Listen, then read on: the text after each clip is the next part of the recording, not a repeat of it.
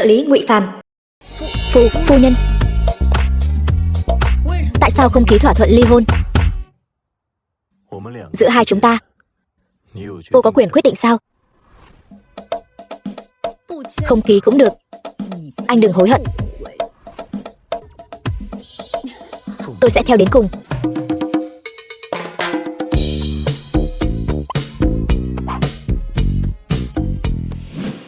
Lâm Thiên Vũ. Con trai Cố Thanh Nhan, Cố Tử Hiên. Dễ thương quá. Ba của bé cũng đẹp trai quá. Đúng vậy, chắc là đang đợi mẹ đây mà. Cô gái nào mà hạnh phúc thế nhỉ? Phải đó. Đầu óc Lục Cẩn Đình có vấn đề sao? Còn nói gì mà quyền quyết định? Thật là... Nhan thần. Mẹ ơi, đi, mẹ. Bảo bối. Sao con lại đến đây? Ba đưa con đến đây. Ba. Không lẽ là...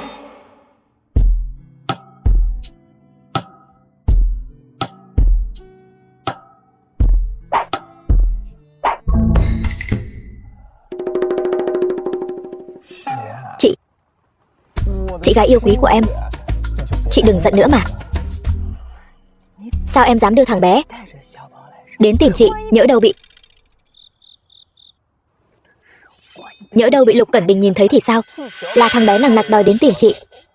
Em thật sự không thể dỗ được nó. Chị đừng giận nữa mà. Chuyện gì vậy? Mùi gì nồng thế này? Ngụy Phàm, điều tra Cố Thanh Nhan xem đã tiếp xúc với những ai. Quả nhiên là vì phu nhân. Lão đại mới mất bình tĩnh thế này. Nếu cậu còn muốn làm cha nuôi của thằng bé thì hãy giúp chị nghĩ cách đối phó với Lục Cẩn Đình đi. Thanh Nhan, chị cũng biết đấy, từ nhỏ đến lớn em sợ anh trai em nhất. Theo em thì chị cứ ngoan ngoãn làm chị dâu của em đi.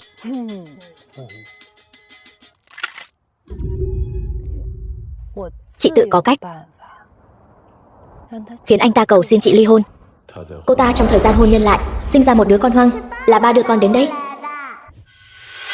Cố Thanh Nhan. Cả buổi họp toàn là những nội dung vô dụng này. Các người rảnh lắm sao? Đến đúng lúc lắm. Lục tổng, sao lại nổi giận thế?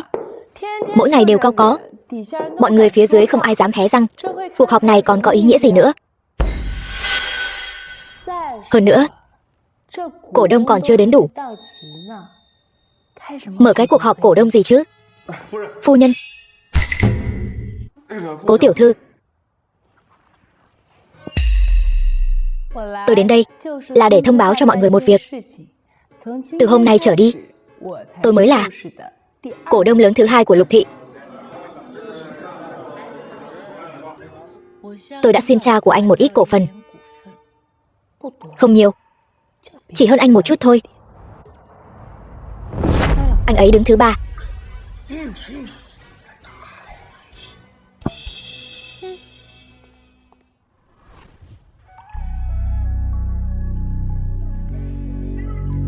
Vui chứ? Vốn dĩ không vui, nhưng giờ thấy anh cảm xúc dao động như vậy, tôi bỗng thấy khá vui. Đứa nhỏ đó là của ai? Anh ta thấy Hiên Hiên rồi. Anh quan tâm nó là của ai làm gì? Mấy năm tôi ở nước ngoài cắm sừng anh từ lâu rồi. Sao nào? Chỉ cho phép anh ong bướm ve vãn, không cho phép tôi trăng hoa sao? Có bản lĩnh thì ly hôn đi. Anh tránh ra. Thiên Kim Ninh Gia, Ninh San San. Lục tổng vẫn đang họp. Con hồ ly tinh có phải ở bên trong không? Cẩn Đình.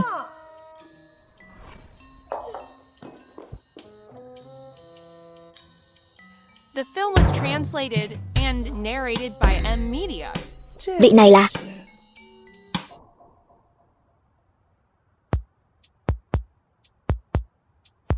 Đồng nghiệp mới đến. Chào cô, tôi xin tự giới thiệu. Tôi là vị hôn thê của anh Cẩn Đình. Ninh thị tập đoàn. Ninh San San.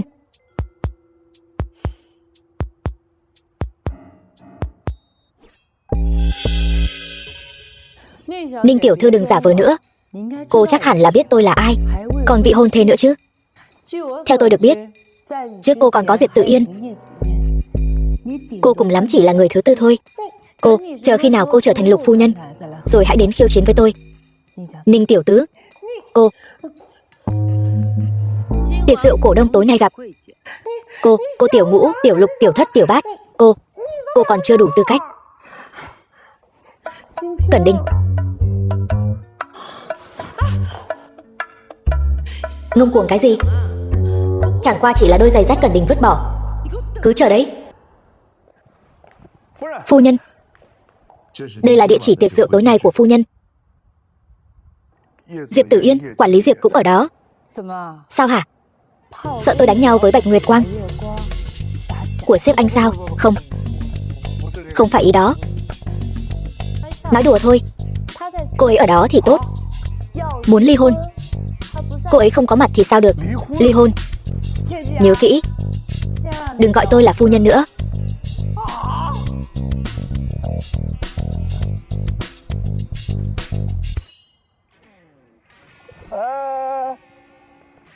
Chị đi dự tiệc rượu,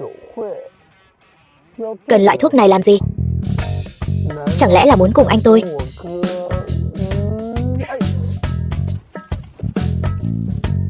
Cậu với anh cậu đúng là cùng một loại người. Tôi nhất định phải có anh ta mới được sao? Vậy chị muốn làm gì? Thúc đẩy tình cảm. Lục tổng, bao nhiêu năm rồi luôn có quản lý Diệp. Vừa vào được phòng khách, quản lý Lục thị Diệp Tử Yên. Vừa xuống được nhà bếp thôi, tôi thật sự rất ngưỡng mộ. Trương tổng nói đùa rồi. Quản lý Diệp đúng là một đồng nghiệp rất tốt. Đồng nghiệp.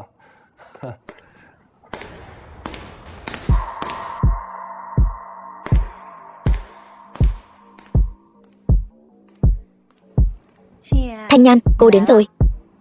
Quản lý Diệp, lâu rồi không gặp. Mời ngồi.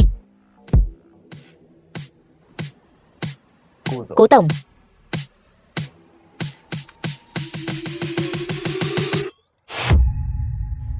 Tôi không uống rượu.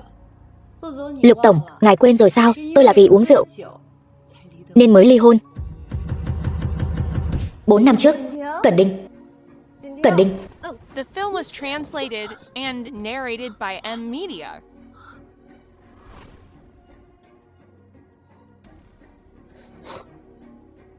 Quả nhiên là cô. Cô tưởng dùng loại thủ đoạn hèn hạ này là có thể giữ chân tôi sao? Hay cô muốn mẹ quý nhờ con? Chúng ta kết hôn 2 năm. Anh coi tôi là loại người như vậy sao? Cô dùng thủ đoạn gì để gả cho tôi? Trong lòng cô không rõ ràng sao?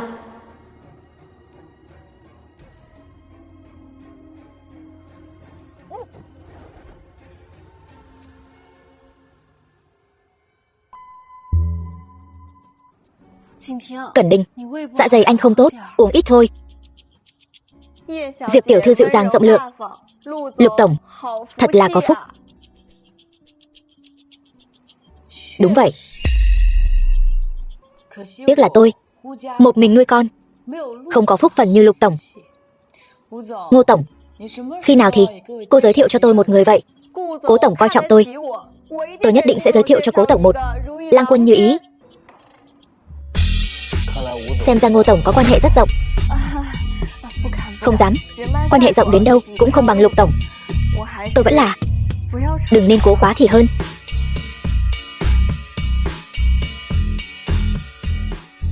Vui lắm phải không? Tôi sẽ cho anh vui vẻ cả đêm.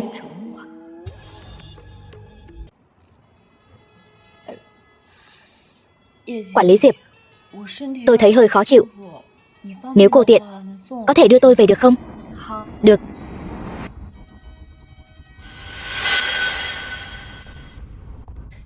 Thanh Nhan, tôi đưa cô đến đây thôi. Đây là... Không được. Hai người yêu nhau bao nhiêu năm rồi? Tôi không muốn chiếm giữ vị trí Lục phu nhân này.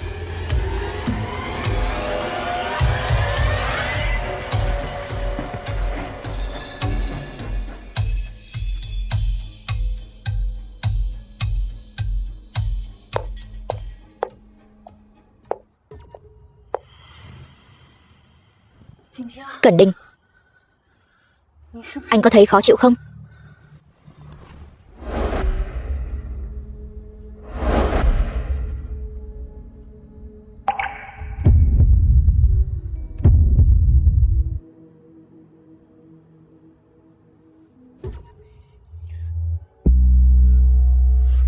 Diệp Tử Yên, ai cho cô lá gan này?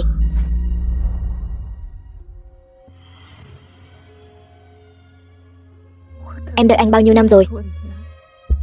Anh không thể cho em một cơ hội sao?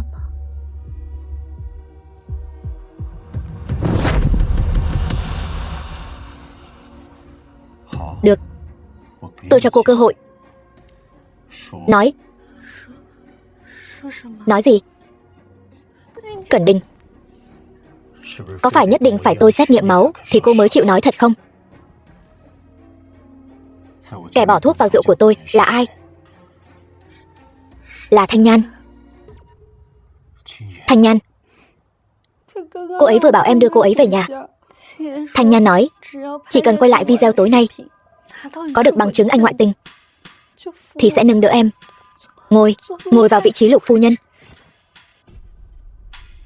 Thanh Nhan còn nói nếu không làm theo lời cô ấy, sau này đừng hòng ở lại công ty nữa.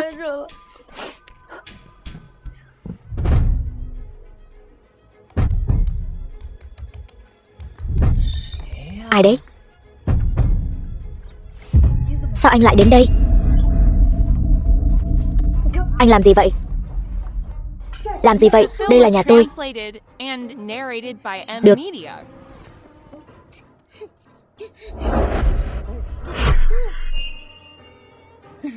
Còn dám giở trò hèn hạ với tôi. Cô có nghĩ đến hậu quả chưa? Không muốn chơi nữa thì được thôi. Ly hôn. Sao hả? Vội vàng kết hôn với ai vậy? Liên quan gì đến anh?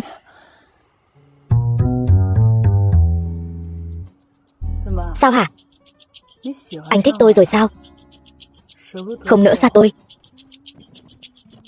Không muốn ly hôn với tôi. Cô cũng xứng sao? Vậy thì đúng lúc lắm. Chúng ta đừng lằng nhằng nữa, ly hôn đi. Không muốn ly hôn cũng được. Vậy tôi sẽ cầm tiền của Lục tổng đi bao nuôi đàn ông khác. Một người không đủ, vậy thì hai người. Dù sao cũng cao hơn anh, đẹp trai hơn anh. Cô dám? Sao nào? Chỉ cho phép anh châm lửa, không cho phép tôi thêm dầu vào lửa sao? Đồ khốn. Anh tuổi chó sao? Nói không lại thì cắn người.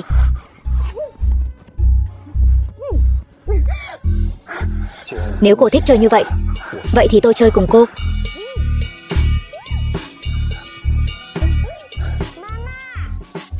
Mẹ, thằng bé tỉnh rồi. Thích trẻ con phải không? Tôi cho cô sinh cho đã.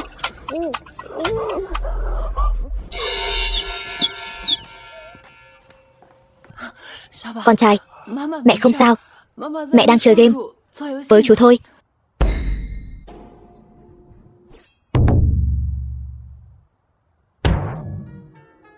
Chú xấu quá. Chú đang bị đau bụng.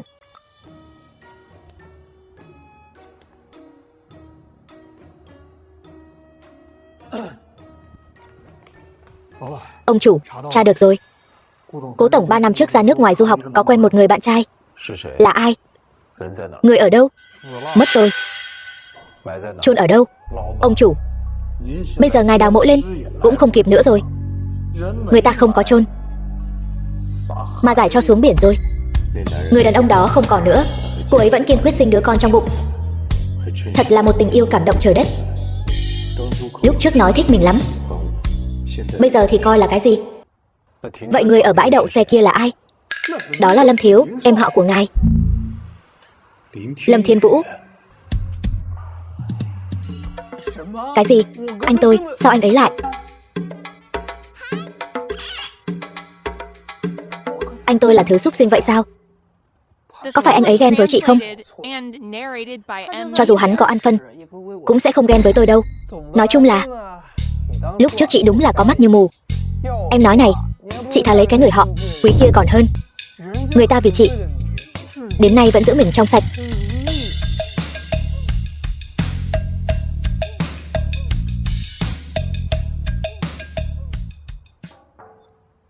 Thanh Nhan, sao vậy? Tối qua tôi khai cô ra rồi. Xin lỗi cô. Không sao. Nếu cô có gan leo lên giường hắn thì đã không đến nỗi không danh không phận, chịu uất ức làm tiểu tam bao nhiêu năm nay rồi.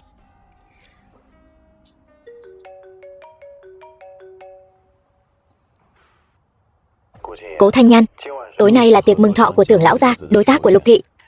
Cô đi cùng tôi. Xin lỗi Lục tổng, tôi có người đi cùng rồi.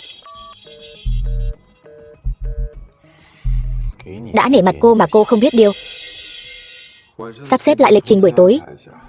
Giám đốc tập đoàn Quý thị Quý Vân Sâm, tôi sẽ đến tiệc mừng thọ của Tưởng lão gia.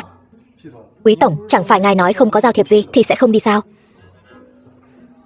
Đi gặp một cố nhân. Người đẹp. Xin chào. Một mình sao? Xin lỗi anh, tôi có thai rồi, không uống rượu được. Cố tổng, vừa nãy còn một mình, nhanh vậy đã câu được đàn ông rồi sao? Cô đã bao giờ thú nhận với ai chưa? Cô đã ly hôn rồi, và có rất nhiều bạn trai cũ. Ninh tiểu thư, cái đồ tiểu tứ như cô còn chưa thành công làm tiểu tứ nữa. Cô còn hơi sức đâu mà lo chuyện của tôi. Tôi là vị hôn thê chính thức của Cẩn Đình. Đâu như cô, kẻ vong ân được Lục gia nuôi nấng. Ninh San San, em nói có gì sai đâu. Cha mẹ cô ta mất sớm, Lục gia coi cô ta như con gái ruột mà nuôi nấng bao nhiêu năm. Vậy mà cô ta lại toan tính gả cho anh. Bây giờ còn lừa gạt cha mẹ anh để chiếm đoạt cổ phần của Lục thị. Rõ ràng là cô ta muốn chiếm đoạt tài sản của Lục gia. Cô, mặc kệ tôi có phải là kẻ vong ân hay không, tôi hiện tại vẫn là Lục phu nhân. Cô bây giờ ngay cả việc đứng bên cạnh anh ấy đều là nhờ tôi bố thí cho cô đấy. Biết thân biết phận đi, Ninh tiểu tứ. Con hồ ly tinh này, tôi xem cô còn đắc ý được bao lâu.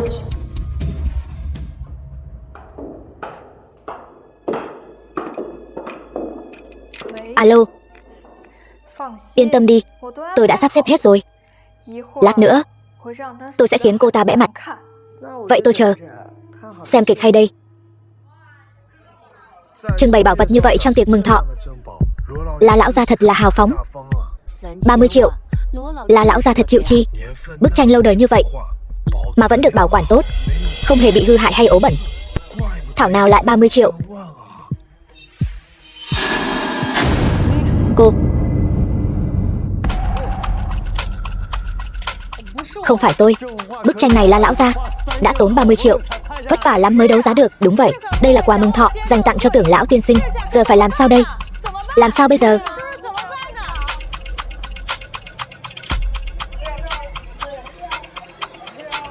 Bình tĩnh đã. Chúng ta đi kiểm tra camera. Quay lại đây.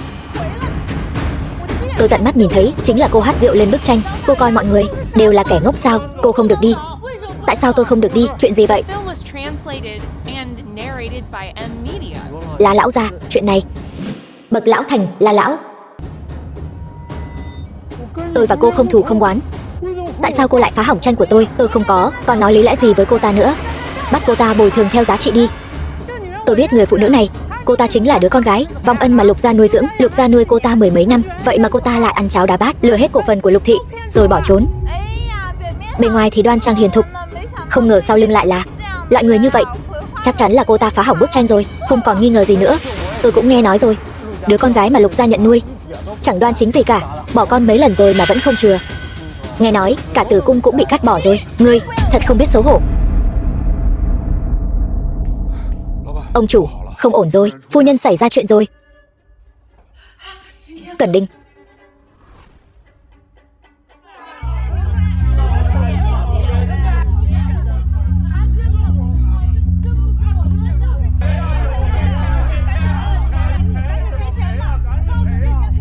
Chúng ta hãy bình tĩnh lại. Báo cảnh sát đi. Có chuyện gì chúng ta nói với cảnh sát. Quay lại đây. Cô làm gì vậy? Cô buông ra.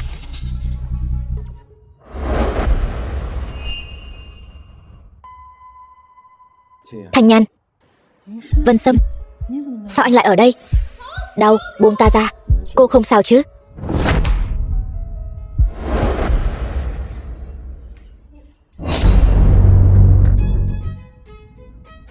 Cẩn Đình. Lâu rồi không gặp. Bức tranh chúng tôi đã mua rồi. Mọi người, vừa rồi Lục Tổng dặn tôi đã mua bức tranh rồi. Mọi người giải tán đi. Thanh Nhan, tôi đưa cô đi thay đồ.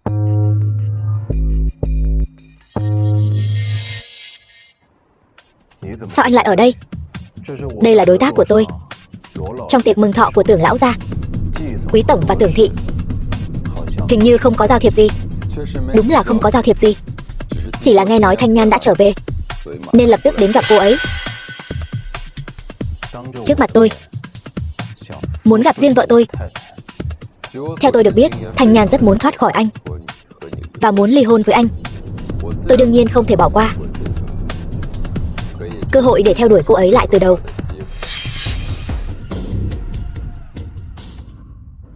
Thanh Nhan, em có bị thương không?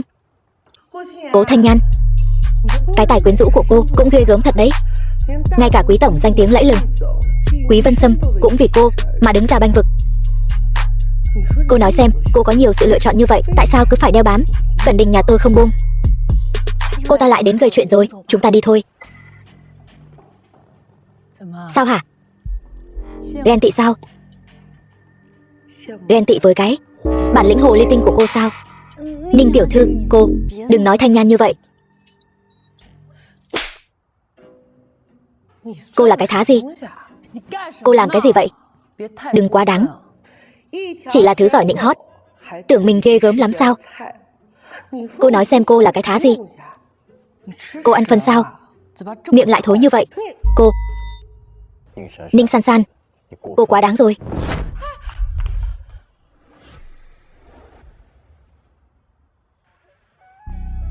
Em không sao chứ? Em không sao.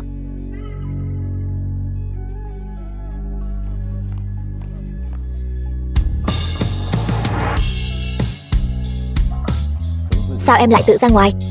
Hại anh tìm em ở trong đó cả buổi.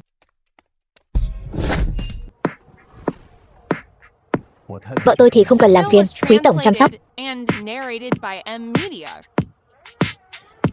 Vẫn là không làm phiền Lục Tổng nữa. Chúng ta đi. Cố Thanh Nhan.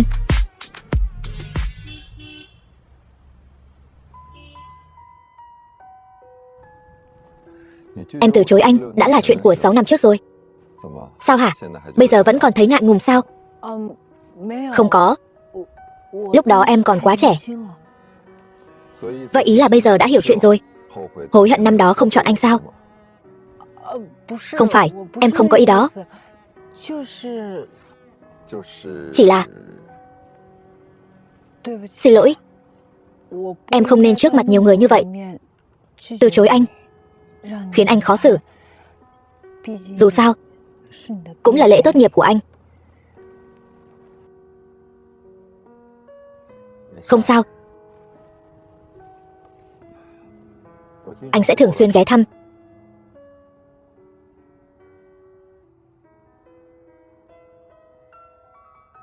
Hai 2588 ngày không gặp. Thanh Nhan, cuối cùng anh cũng đợi được em. Cố Thanh Nhan.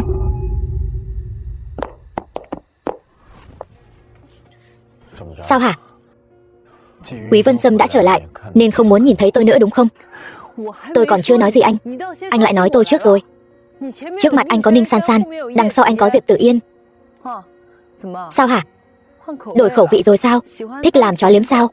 Thích làm kẻ hèn hạ phải không? Cô muốn tôi tác thành cho cô và Quý Vân Sâm phải không? Anh ra ngoài lăng nhăng. Tôi không thể ra ngoài chơi bời được sao?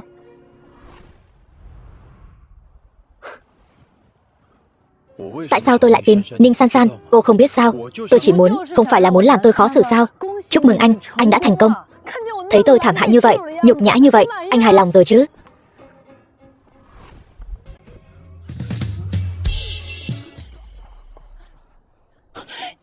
Sau này anh còn dám hôn tôi, hôn một lần tôi cắn một lần. Cô có bản lĩnh thì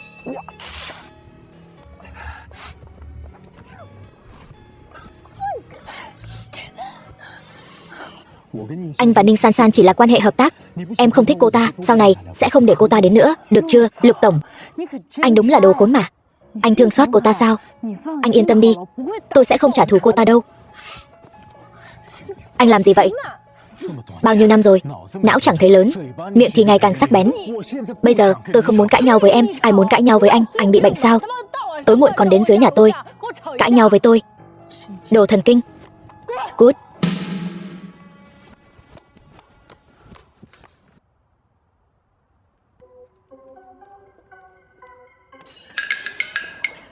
Chó giữ cửa, anh làm gì vậy? Ông chủ đã dặn dò cấm cô ra vào. Lục Thị tập đoàn, chúng tôi cũng chỉ làm theo lệnh. Cái gì?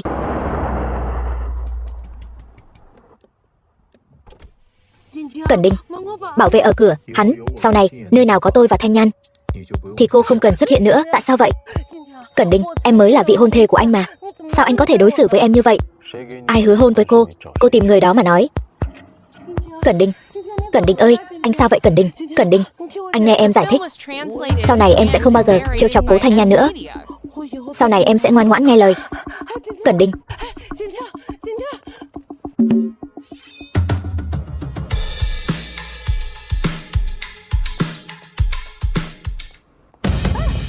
Các người làm gì vậy? Cẩn Đình. Cẩn Đình. Cẩn Đình.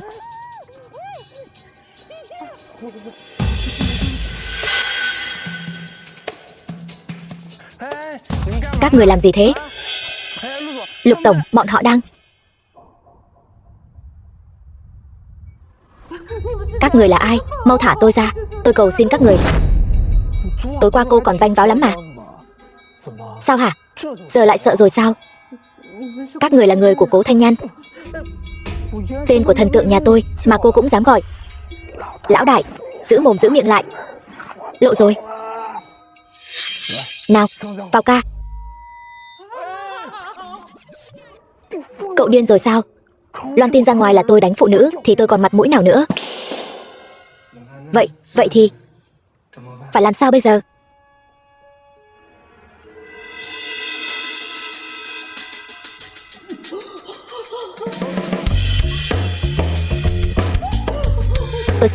Tôi sai rồi. Tôi sẽ không bao giờ chọc tức Cố Thanh Nhan nữa.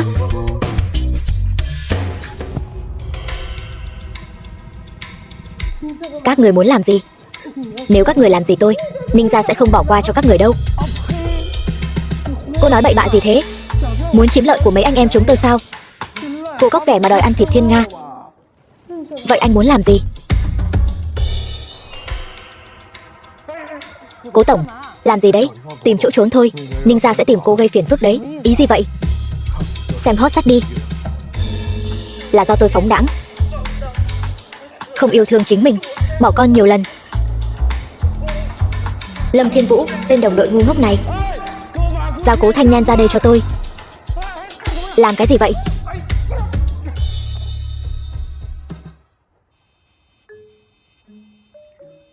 Cố tổng, cô muốn ly hôn với tôi.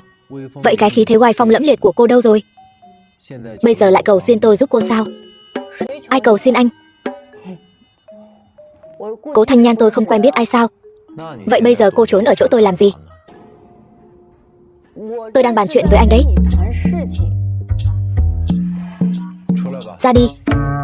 Bọn họ không dám vào đâu.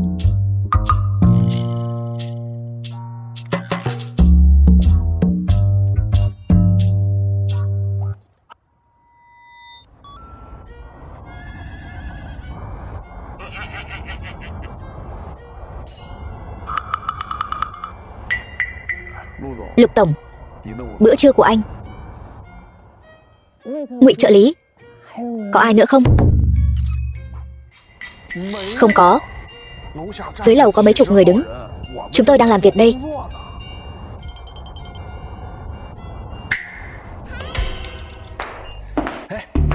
Ngụy trợ lý, hôm qua tôi làm cố tổng sợ tiếng Á một cái. Cũng được chứ. Vậy tôi vẫn nên trốn thêm một lát. Ở công ty rất an toàn. Ăn cơm trước đã.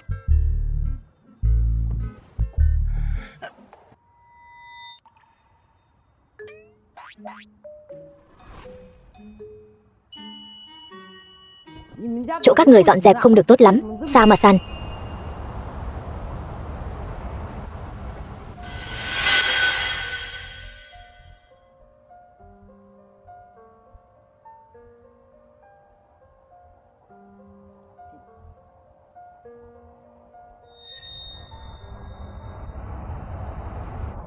Không cần phiền đâu. Tôi tự làm được. Đã làm mẹ rồi mà. Vẫn còn kén ăn vậy sao?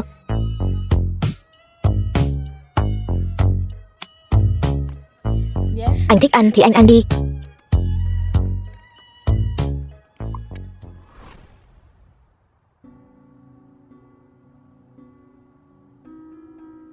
Thanh Nhan, năm đó tại sao em lại phóng hỏa đốt nhà? Đó là nơi chúng ta cùng nhau lớn lên mà. Lục gia chưa bao giờ coi em là người ngoài cả. 10 năm trước, thiếu gia, người phóng hỏa chắc hẳn là Thanh Nhan tiểu thư.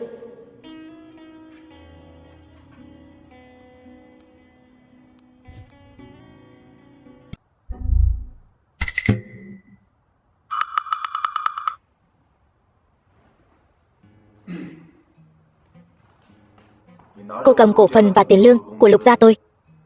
Chỉ đến đây để ngủ thôi sao? Coi như tôi xin nghỉ một ngày vậy.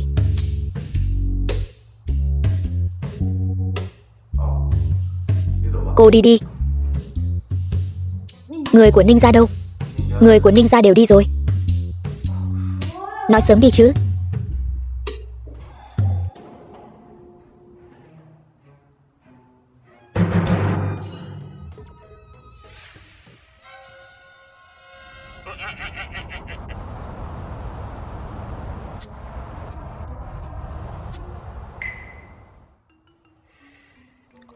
Cố Thanh Nhan, cô đã bám tôi cả buổi chiều rồi. Lỡ như người nhà của Ninh San San chặn ở cửa nhà thì sao? Tôi phải đảm bảo an toàn khi về nhà chứ. Tôi sẽ đưa tiền xe cho anh. Thôi khỏi, tôi không thiếu tiền. Vậy anh còn muốn gì nữa? Anh muốn gì? Tôi muốn em tránh xa Quý Vân Sâm ra. Giống như trước đây. Anh bị điên sao?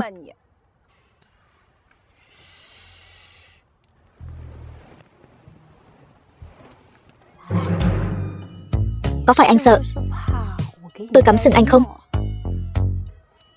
Hay lắm, chúng ta ly hôn đi.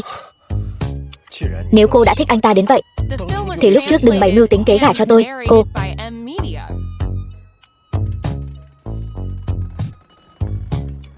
Lục tổng, cho dù tôi có ở bên anh ấy thì anh ấy cũng chỉ là nhặt giày rách của anh thôi. Anh không mất mặt. Cái miệng của cô.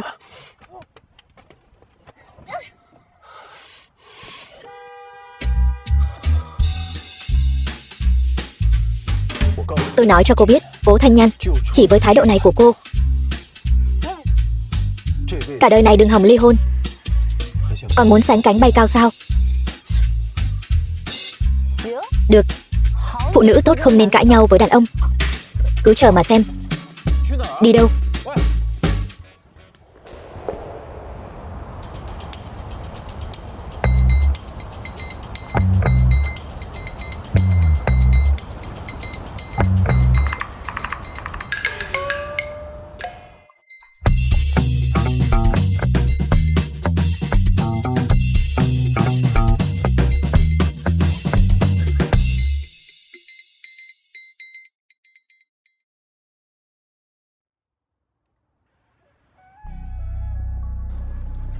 Sao không chạy nữa?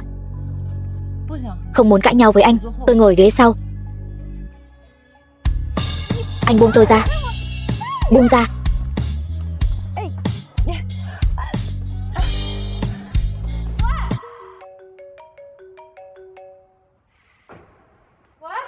Thiếu phu nhân, lão gia cho gọi cô về. Nhanh lên, nhanh về nhà cũ. Thiên Vũ xảy ra chuyện rồi.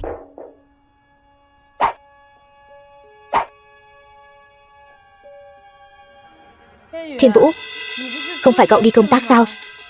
Sao lại về nhanh vậy? Lão gia, xem đi, con nói con vừa đi công tác về. Ông nội của Lục Cẩn Đình, Lục lão gia. Mà ông không tin. Cậu bớt cãi đi Lâm Thiên Vũ. Ngoài cậu ra, ai lại đi banh vực Cố Thanh Nhan, gọi là Nhan Thần chứ? Hơn nữa những tin tức trên mạng này đều phát tán từ IB công ty của cậu.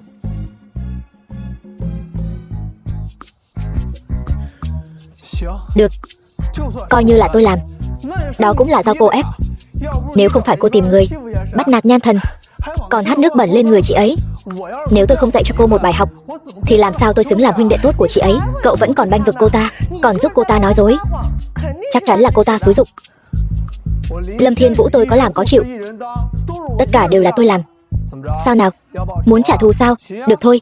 Vậy thì cô cũng quay video lại. Nào, bảo tôi nói gì tôi nói nấy. Ninh Mỹ Lan, mẹ của Ninh San San. Lục lão gia, tôi nể mặt ông nên mới không báo cảnh sát. Nếu cháu ngoại của ông vẫn giữ thái độ này thì chúng ta cũng không cần nói chuyện nữa. Vẫn còn không biết lỗi. Thiên Vũ, Thanh Nhan, hai đứa quỳ xuống cho ta.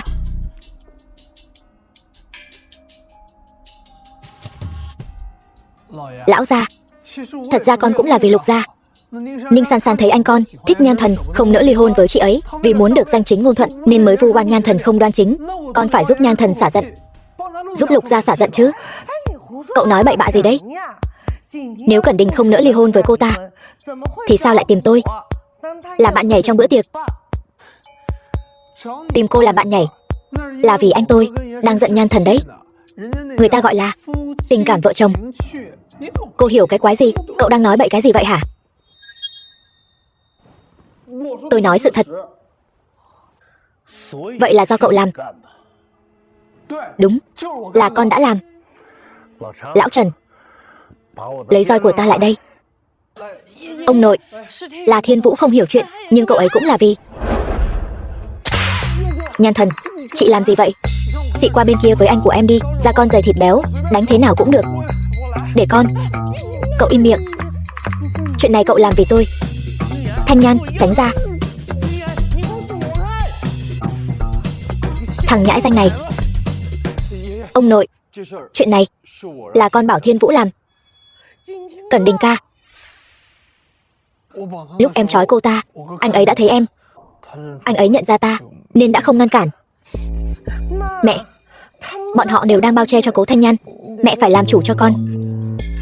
Xem ra Lục thị hoàn toàn không coi Ninh gia chúng tôi ra gì. Nếu đã như vậy, ta thấy sự hợp tác tiếp theo cũng không cần thiết phải tiếp tục nữa.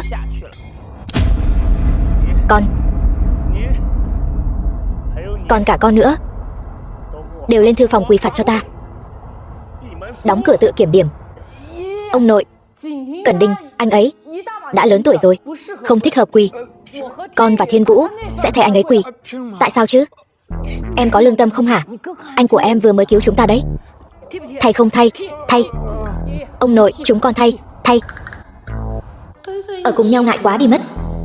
Ninh tiểu thư, chuyện này Lâm thiếu nhất định sẽ công khai, bồi thường và xin lỗi, trả lại công bằng cho cô. Xin miễn tiễn khách. Hai vị đi thong thả. Mẹ, chuyện này không thể cứ bỏ qua như vậy được. Nóng vội làm gì? Cố Thanh Nhan đó chỉ là một cổ đông hữu danh vô thực. Con còn sợ không đối phó được với cô ta sao? Đi thôi. Gái bán hoa còn muốn lập đền thờ.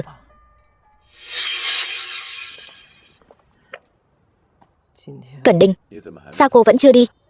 Em có một câu muốn nói rõ với anh. Quan hệ giữa Lâm Thiên Vũ và Cố Thanh Nhan không hề bình thường. Ai lại quan tâm đến chị dâu của mình đến mức độ này chứ? Đến cả quỷ phạt cũng muốn ở cùng nhau.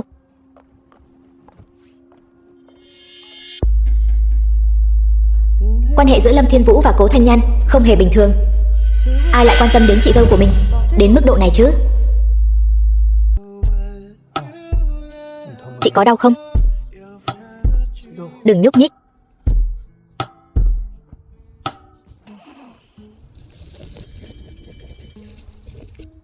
Cười cái gì? Mặt mũi chị ra thế này mà còn cười được. Ta vừa mới nghĩ đến lúc nhỏ ông nội đánh em thành cái đầu heo.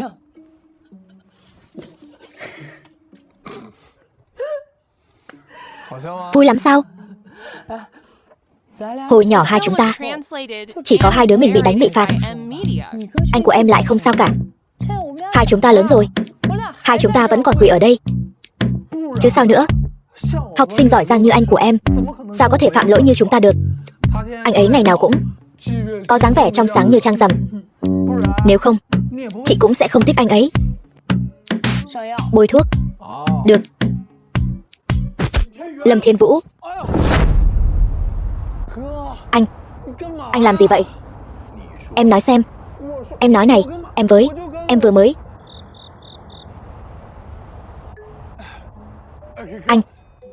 Anh đừng giận, đừng ghen.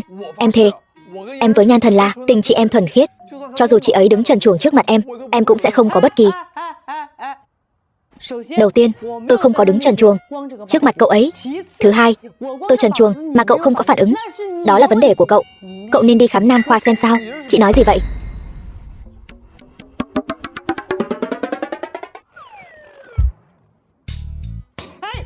Anh không cần qua đây, tôi tự đổ rồi. Đứng dậy. Anh làm gì vậy? Anh làm cái gì vậy? Thả bà đây xuống. Thả ra. Ai là bà đây? Anh có giỏi thì đá tôi một cái. Thiên Vũ. Thả tôi xuống. Anh thả tôi. Anh làm gì vậy? Đi tắm trước đi. Nhẹ thôi, đau.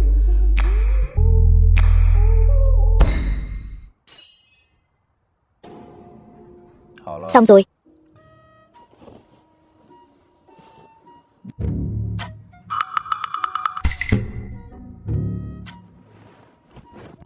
Anh nhìn cái gì? Giả vờ cái gì? Đâu phải chưa từng thấy. Bây giờ mới biết xấu hổ sao?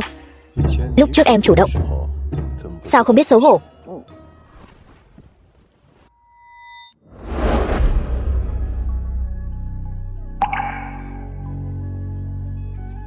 Anh làm gì vậy? Tôi cảnh cáo anh.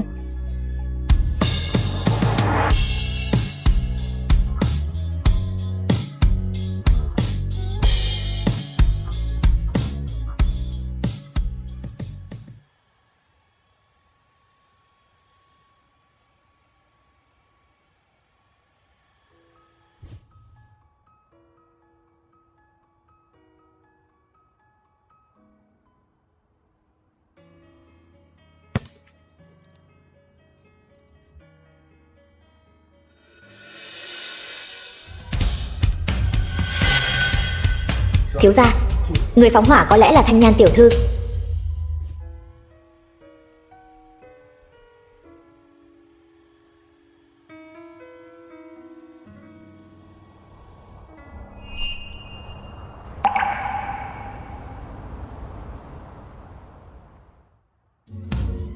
Cố Thanh Nhan, em có biết không? Vụ cháy lớn 7 năm trước suýt chút nữa thiêu rụi cả nhà anh.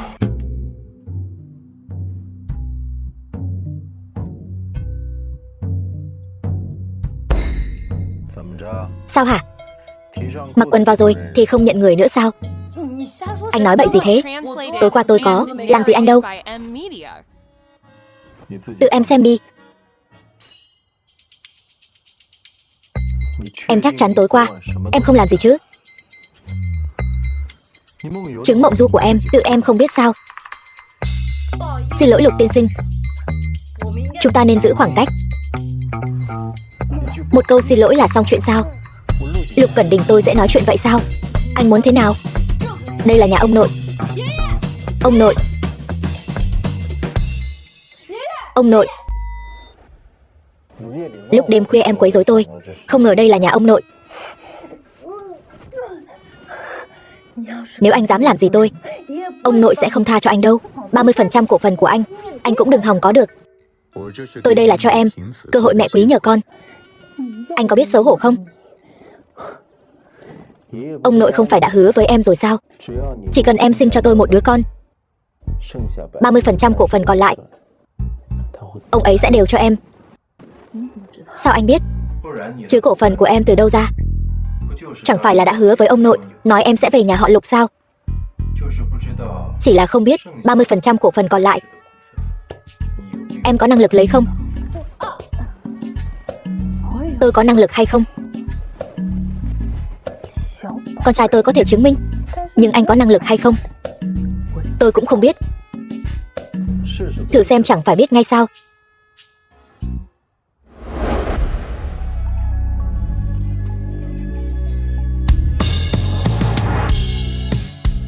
Không hay rồi, Diệp Tử Yên xảy ra chuyện rồi. Tôi qua đó ngay.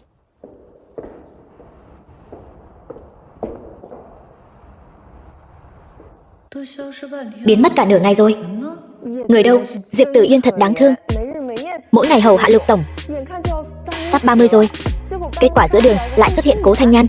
Cô nghĩ nhiều quá rồi. Ông chủ và quản lý Diệp quan hệ rất tốt. Hôm nay cả ngày đều ở bệnh viện, bầu bạn với quản lý Diệp đó. Chào Cố tổng. Chào cái gì? Không biết mình nên làm gì sao? Bình hoa di động, cũng không biết đang ra vẻ cái gì. Đúng đó, ta nghe nói quản lý Diệp từng cứu Lục tổng một mạng. Lúc đó ở bệnh viện, mỗi ngày chăm sóc Lục tổng. Bao nhiêu năm tình cảm, sao có thể dễ dàng bị cướp mất như vậy? Ruột dính vào nhau, gây đau bụng.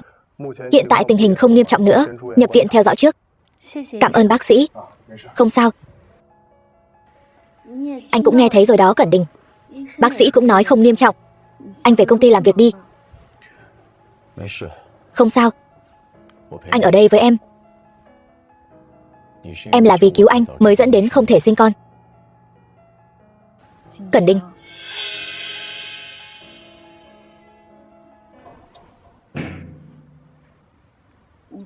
Anh không cần vì chuyện này mà cảm thấy áy náy. Cho dù không có vụ cháy năm đó, em cũng chưa chắc đã sinh con.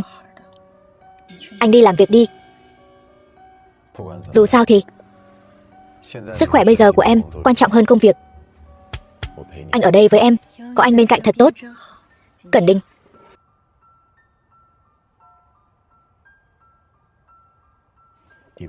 Em đừng nghĩ nhiều. Đây đều là những gì anh nên làm. Vụ cháy năm đó,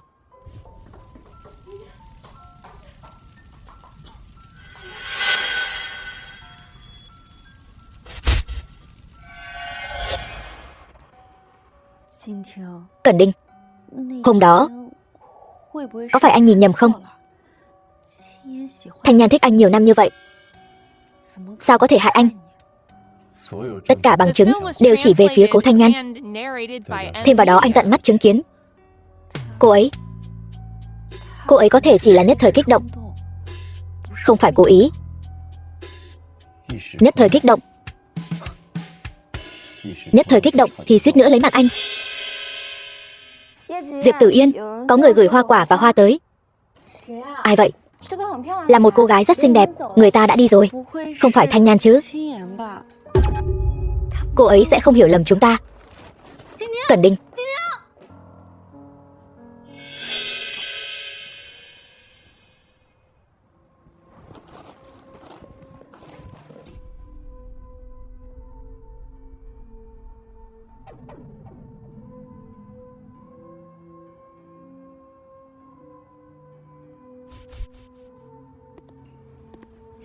Cẩn Đình này, sao anh lại về rồi?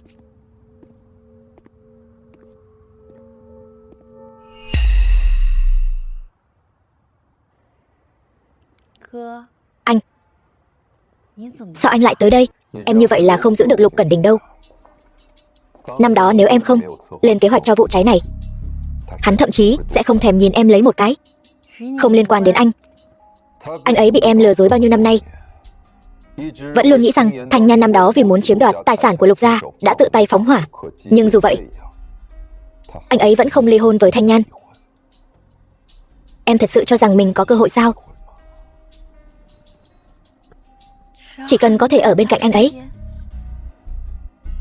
là đủ rồi. Nhưng trên đời làm gì có Diệp Tử Yên.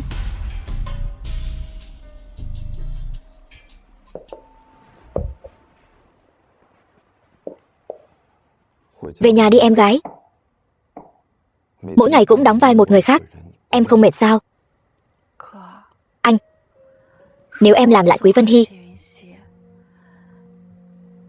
anh nghĩ anh ấy còn nhận em ở lại công ty của anh ấy làm việc nữa không?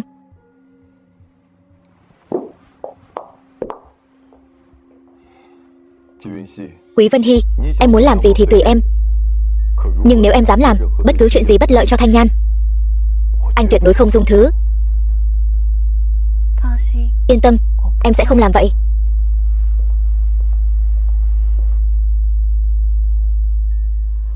Cố Thanh Nhan,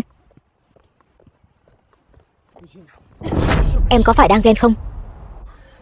Nếu tôi nói đúng, Lục Tổng sẽ nỡ bỏ mặc cô ấy sao? Em không cần phải nói bóng gió với tôi. Sự việc thật sự không như em nghĩ. Anh đang giải thích với tôi sao? Không cần thiết. Bây giờ tôi rốt cuộc đã hiểu tại sao anh không chịu ly hôn với tôi. Không gì khác ngoài việc cha mẹ anh không đồng ý cho Diệp Tử Yên bước vào cửa. Anh không muốn cô ấy khó xử ở Lục gia, đúng không? Em có thể đừng tự cho mình là đúng như vậy được không?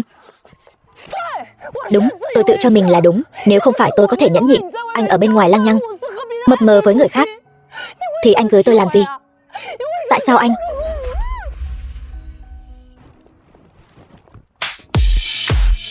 Lục Cẩn Đình, tôi phát hiện tôi thật sự càng ngày càng không hiểu anh.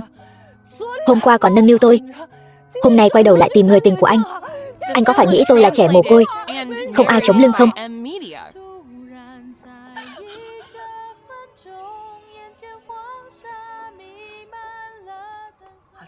Ngon không? Hôm sau. Ngon lắm. Cái này tôi đã xếp hàng dài mới mua được. Nhất định phải thưởng thức từ từ. Ngon không? Ngon. Vậy ăn thêm một cái nữa. Được, vậy tôi từ từ thưởng thức.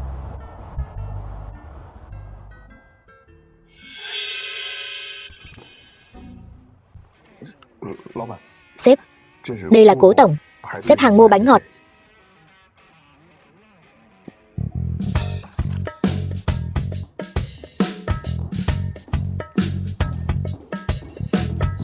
Không phải nói là từ từ thưởng thức sao? Sếp, hay là anh cũng ăn một miếng đi. Dự án hợp tác với Ninh Thị đều đã chuẩn bị xong rồi chứ? Chuẩn bị xong rồi.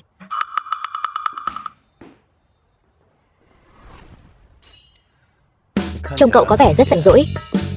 Ra ngoài chạy vài vòng đi.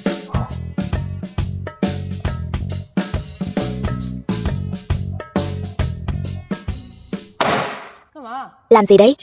Đã học luật rồi thì xem hết mấy hợp đồng này đi. Xem kỹ từng điều khoản một. Tập đoàn không nuôi người rảnh rỗi. Cậu nói gì? Là Lục tổng bảo tôi nói vậy.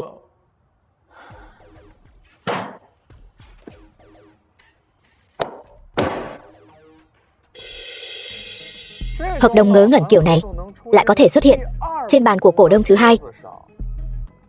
Tiểu Lục, năng lực làm việc của anh cũng không được đâu. Cứ tiếp tục thế này, Lục Thị sẽ bị hủy hoại trong tay anh đấy. Là Cố tổng bảo tôi chuyển lời. Nếu Cố tổng đã có năng lực xuất sắc như vậy, thì tiếp theo tất cả hợp đồng hợp tác đều giao cho cô ấy.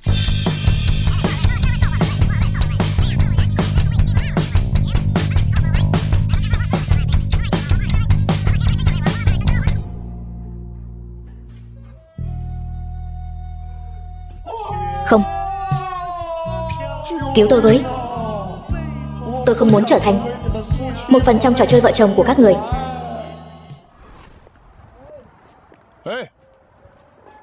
Cố tổng. Trương Thế Khôn, con trai của Trương Hâm. Ở lại nói chuyện đi. Tiểu Trương tổng, hôm nay tôi đã tan làm rồi. Có chuyện gì thì ngày mai đến công ty nói. Tôi cho cô đi rồi sao? Nghe ba tôi nói cô rất giỏi tính toán.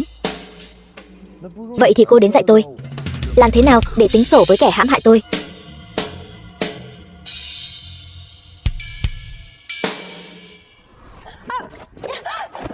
Trương Thế Khôn, anh làm gì vậy? Buông ra. Tôi cảnh cáo anh, tôi là cổ đông lớn thứ hai của Lục Thị, cũng là người anh không thể chọc vào.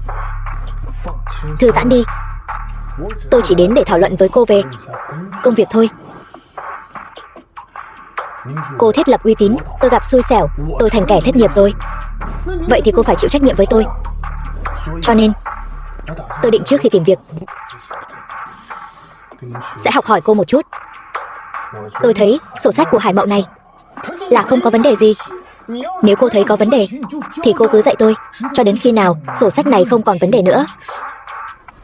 Lục tổng, chuyện của Hải Mậu chắc chắn là không báo cảnh sát sao? Chuyện sổ sách giả tôi đã biết từ 2 năm trước rồi. Tên họ Trương kia giữ lại vẫn còn có ích. Cứ để đó đã.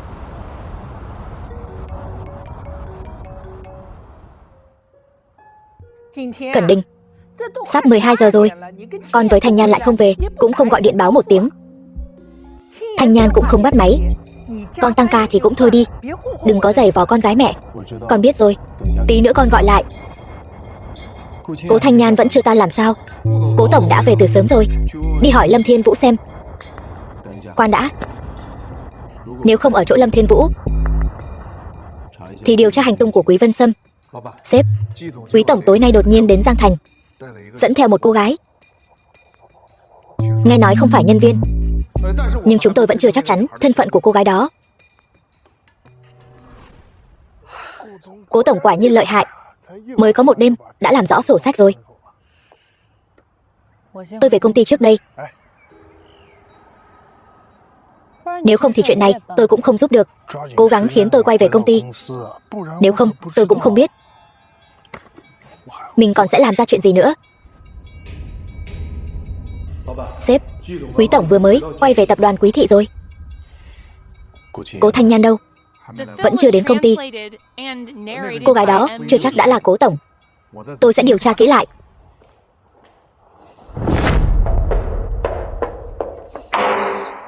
Làm gì đấy? Tối qua đi đâu? Liên quan gì đến anh? Cô đúng là không biết xấu hổ. Vì một đêm xuân mà đi với hắn đến Giang Thành suốt đêm. Cả chút thời gian này cô cũng cố tranh thủ nữa.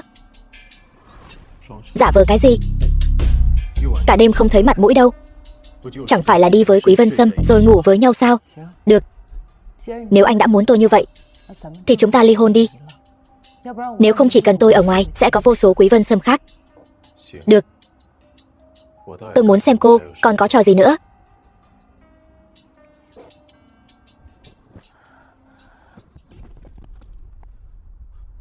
Thanh Nhan,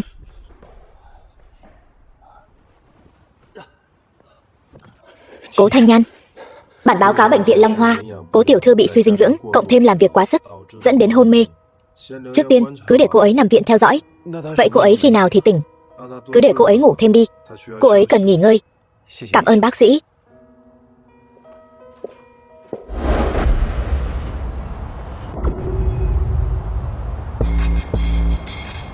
Anh đến đây làm gì? Tôi đến tìm Thanh Nhan. Nghe nói cô ấy bị bệnh nên đến thăm.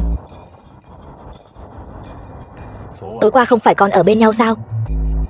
Tình cảm sâu đậm quá nhỉ? Thời gian tôi quen biết Thanh Nhan không ngắn hơn anh đâu. Cô ấy bị ốm, tôi đến thăm, cũng là chuyện thường tình. Thời gian Quý tổng tiếp quản Quý Thị cũng không ngắn. Nhiều dự án như vậy đang bị kẹt trong tay, không có tiến triển. Anh không sợ dự án thất bại sao? Chuyện của công ty tôi là do anh giở trò quỷ.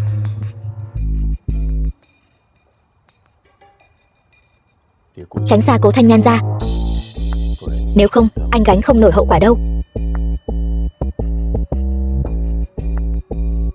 Lục Cẩn Đình, anh sợ rồi. Anh biết Thanh Nhan sẽ không chọn anh nữa. Còn về hậu quả, anh có thể thử. Chuyện vợ chồng chúng tôi không cần anh bận tâm. Quý tổng vẫn nên lo cho mình thì hơn.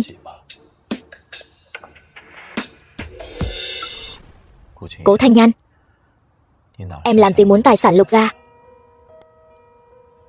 Em đây là muốn mạng của tôi.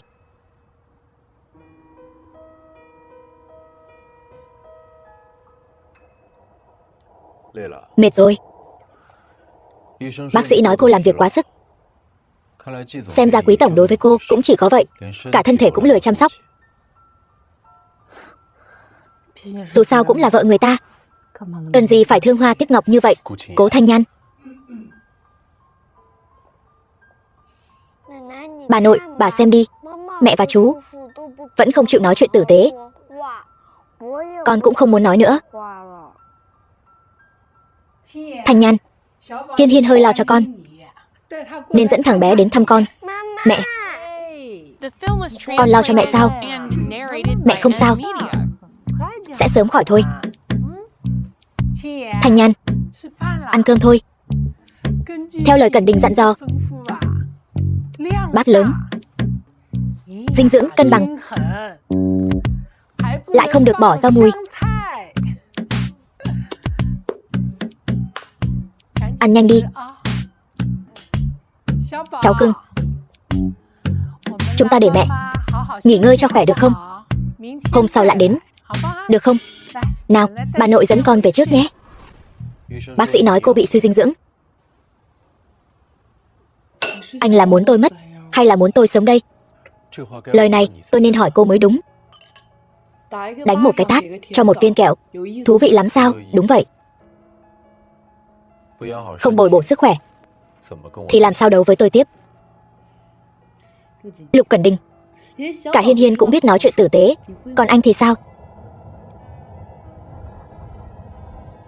Tôi muốn dọn ra khỏi nhà cũ, lần trước dọn về ở là vì ông nội bị bệnh. Bây giờ ông nội đã khỏe rồi. Tôi không muốn lừa ông, càng không thể cho đứa chất mà ông mong muốn. Cố Thanh Nhan, lui ngàn vạn bước mà nói, anh cũng không muốn tôi sinh con mà. Sao cô biết tôi không muốn? Anh không sợ tôi lợi dụng con, dành gia sản Lục gia với anh sao? Cố Thanh Nhan, cô có sinh con không? Vừa rồi cô không phải nói muốn sinh con cho tôi sao? Không phải, ý tôi là tôi nguyện ý sinh cho ông nội. Ý tôi là anh không muốn tôi sinh mà. Tôi muốn. Là tôi bị bệnh hay anh bị bệnh vậy? Không bị sốt mà.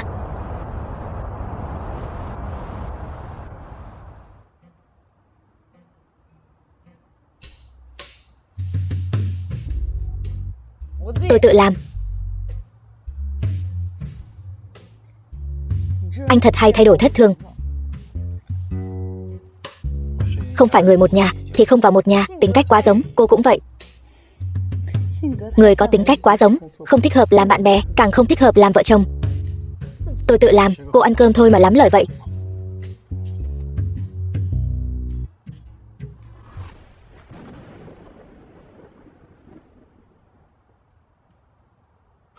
Sợ rồi? Không có, tôi không sợ.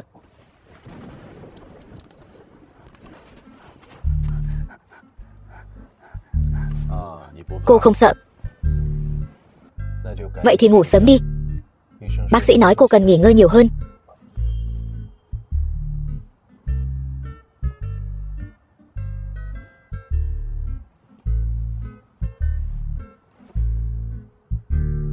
The film was translated and narrated by M Media.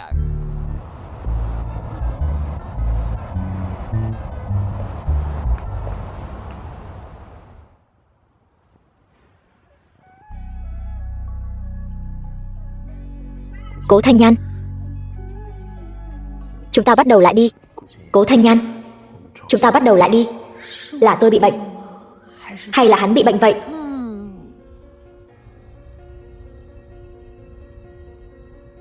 Cố tổng, vừa rồi có người gửi tài liệu đến, nói nhất định phải giao tận tay cô.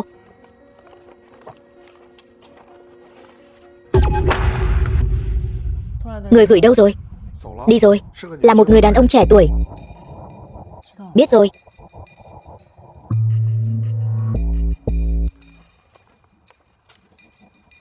Cô có thích tin đồn xấu của mình lên bảng tin không?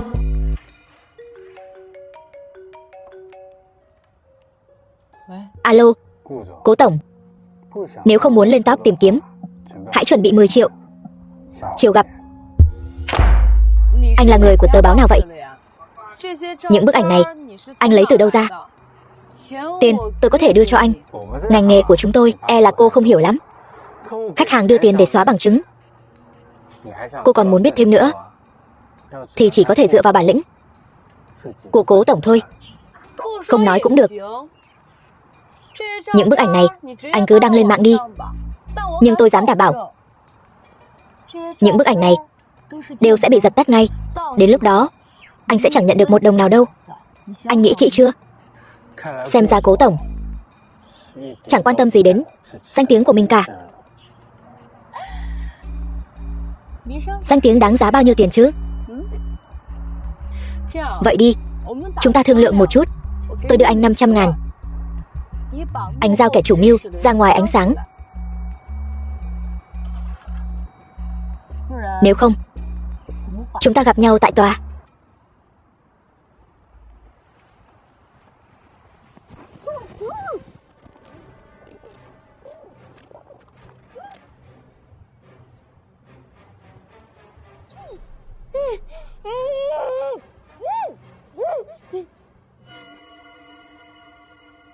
The film was Trương Thế Khôn, translated and narrated quả nhiên là by anh. M Media. Lần bắt cóc trước, anh đã lên kế hoạch tất cả rồi. Anh không chỉ muốn tống tiền tôi, mà còn muốn tôi thân bại danh liệt. Xem ra cô cũng không phải là bình hoa di động. Cô nói cô không giúp tôi khôi phục chức vụ. Cô còn trốn tránh tôi mấy ngày nay. Cô nói tôi phải làm sao bây giờ? Chuyện này Lục Cẩn Đình quyết định. Tôi không có quyền này. Anh có bản lĩnh thì đi tìm hắn ấy. Chuyện bức ảnh đó, cô không sợ chút nào sao? Vậy tôi phải làm sao đây? Tôi biết rồi. Hay là chúng ta từ giả thành thật đi. Buông ra. Cố Thanh Nhan đâu? Không biết. Hôm nay có người bảo tôi đưa tài liệu cho Cố Tổng. Cố Tổng xem xong, sắc mặt không tốt lắm, rồi đi ra ngoài. Sếp ơi, tôi có linh cảm không lành.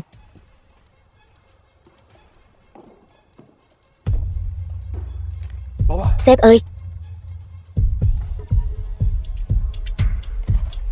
huy động toàn bộ lực lượng, đi tìm ngay lập tức. Dừng tay, ngươi dừng tay lại. Ngươi chẳng phải chỉ muốn tiền thôi sao? Ta cho ngươi. Chỉ cần ngươi thả ta ra, ta lập tức chuyển 10 triệu cho ngươi. Van cầu ngươi, ngươi thả ta ra được không?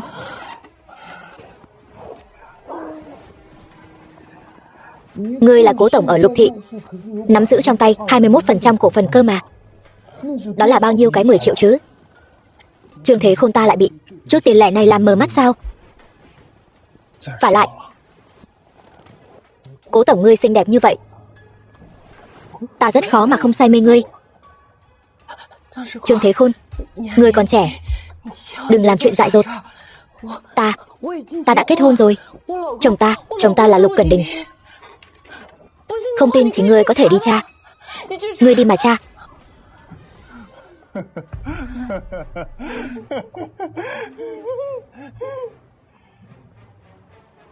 Ai mà không biết Lục Tổng và Diệp Tử Yên là một đôi. Ngươi có nói dối thì cũng động não chút. Thả ta ra. Đừng sợ, không sao rồi.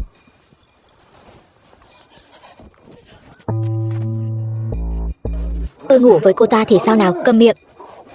Anh, khoan đã. Đi theo chúng tôi một chuyến. Không sao rồi.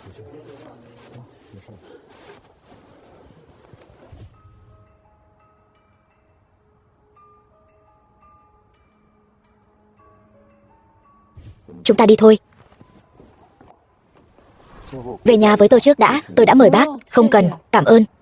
Tôi tự về nhà được.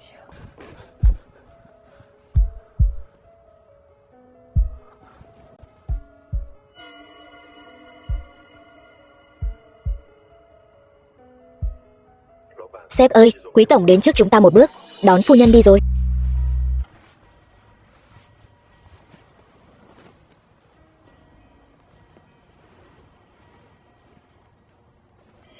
Cảm ơn.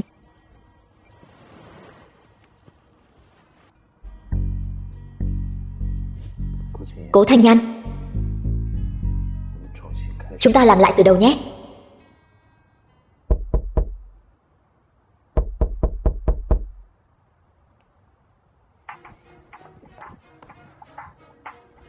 Về nhà thôi.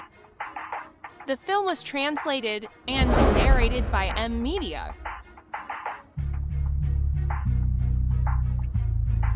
Tôi đi lấy hộp thuốc.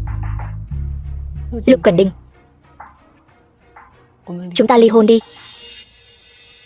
Cố Thanh Nhan, cô nên biết Tằng tổ phụ từng lập ra gia quy, trọng hôn bất ly.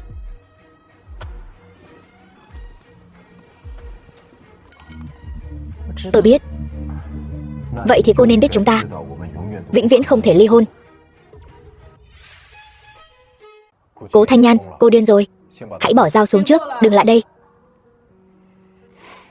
Kệ cái gia quy của các người. Những ngày như thế này, tôi không thể nào chịu đựng thêm được nữa. Ly hôn.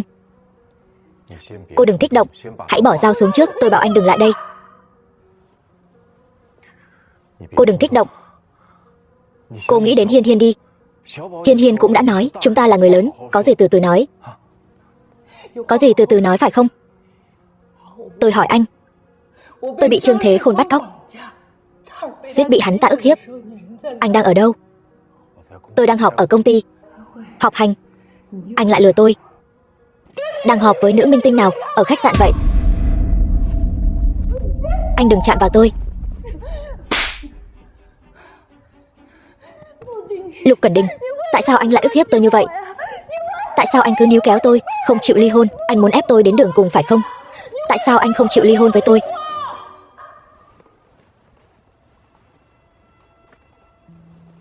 Thanh Nhan, trước đây tôi đã từng thích anh. Nhưng đời người già như vậy, tôi không thể nào giống như trước kia, thích anh. Không chút tôn nghiêm, không chút mặt mũi, yêu anh. Anh nói đi, rốt cuộc anh muốn tôi thế nào? Thì anh mới chịu buông tha cho tôi.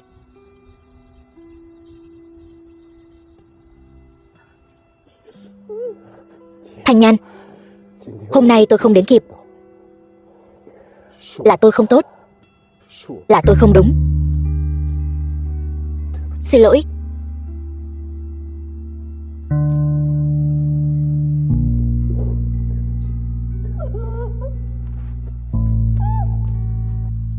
Hôm nay tôi không ở cùng với ai khác.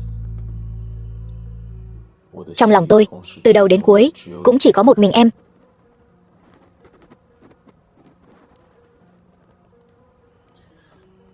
Vậy nên em đừng suốt ngày nghĩ linh tinh, được không?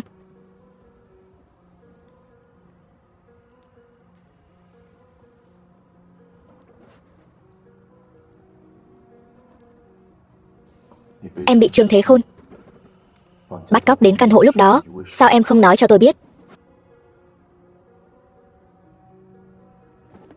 Nhiều chuyện em không nói, tôi sẽ hiểu lầm.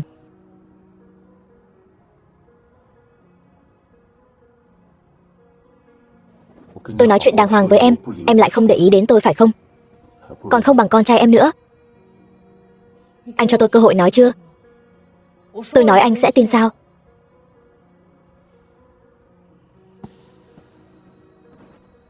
Xin lỗi Thanh Nhan. Trước đây đều là lỗi của tôi. Là tôi quá nóng vội. Sau này tôi sẽ The sửa. film was translated and narrated by M Sau này Media. dù có chuyện gì xảy ra, tôi cũng sẽ vô điều kiện tin tưởng em. Chúng ta đừng ngày nào cũng cãi nhau nữa. Sau này hãy ở bên nhau thật tốt, được không?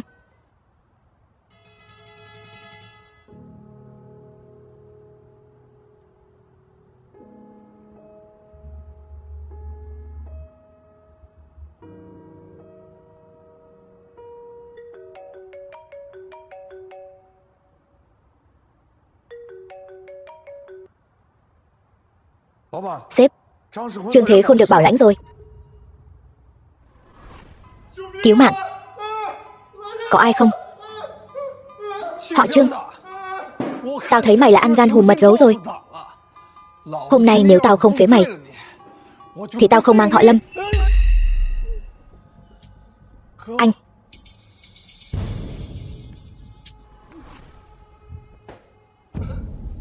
Lục Tổng, sao anh lại đến đây? Tôi thật sự không biết cô ấy là vợ anh. Nếu không thì cho tôi mượn 100 lá gan, tôi cũng không dám. Lục Tổng, đừng. Lục Tổng, anh tha cho tôi một mạng. Đưa người đến chỗ lão Trương. Anh, cho em đi cùng với. Em muốn gặp Nhan Thần. Bình thường cậu không phải rất thích nói với Thanh Nhan về tin đồn của tôi sao? Anh, em sai rồi. Em không biết hôm nay xảy ra nhiều chuyện như vậy. Nếu em mà biết, em sẽ lập tức đi chuộc lỗi. Từ đâu đến thì cút về đó. Không có việc gì thì đừng liên lạc với tôi. Anh, em và chị dâu là tình bạn trong sáng. Anh, chị dâu từ hồi đi học đã thích anh rồi. Anh đi đâu, chị ấy cũng đi theo. Nhìn thấy anh là cười. Anh đâu phải không biết. Em tuyệt đối không có ý gì với chị dâu. Anh, cút. Đã nhận được. Đã hiểu rồi.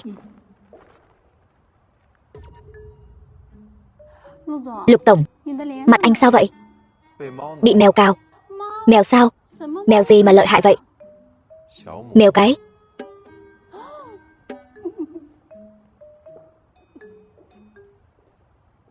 Chuyện của Thanh Nhan, tôi vẫn chưa cảm ơn cô. Thanh Nhan cũng là bạn của tôi. Sao tôi có thể để cô ấy gặp nguy hiểm mà không quan tâm được? Dù sao thì vẫn phải cảm ơn cô. Cô có yêu cầu gì tôi đều có thể đáp ứng. Cái gì? Cái gì cũng được. Coi như là đáp lễ. Vậy anh đi chọn quà cùng tôi nhé. Mấy hôm nữa là sinh nhật bố tôi rồi. Được.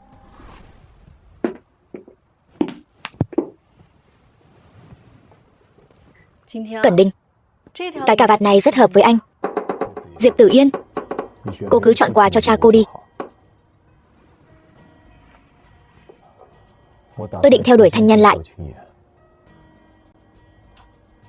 Sau này nếu không có việc gì thì chúng ta đừng gặp nhau nữa. Nếu cô gặp khó khăn gì trong cuộc sống, cứ nói với Ngụy Phàm. Tôi sẽ lo liệu. Anh hay giao thiệp nên chuẩn bị nhiều cà vạt cũng không có hại gì.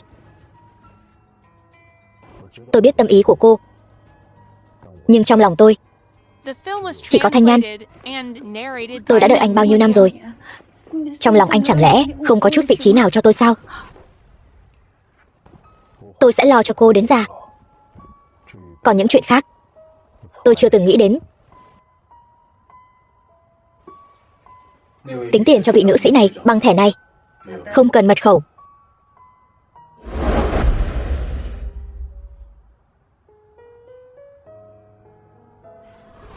Lục Tổng và Cố Tổng, không lẽ có gì đó thật sao? Sáng nay thấy ánh mắt của Cố Tổng thật mờ ám. Cô không biết đâu, Diệp Tử Yên vừa nãy còn ở dưới lầu giúp Lục Tổng thử cà vạt đấy. Ngọt ngào quá thể. Đừng có gán ghép lung tung. Tôi lại thấy họ rất xứng đôi. Giờ làm việc, làm gì thế? Điên rồi. Sếp ơi, phu nhân nghe người dưới nói chuyện ngài đi mua sắm với Diệp Tổng, liền bỏ về ngay sau khi tan làm. Thưởng cuối năm của mấy kẻ lắm mồm đều bị trừ hết. Mẹ ơi, chúng ta phải đi rồi sao?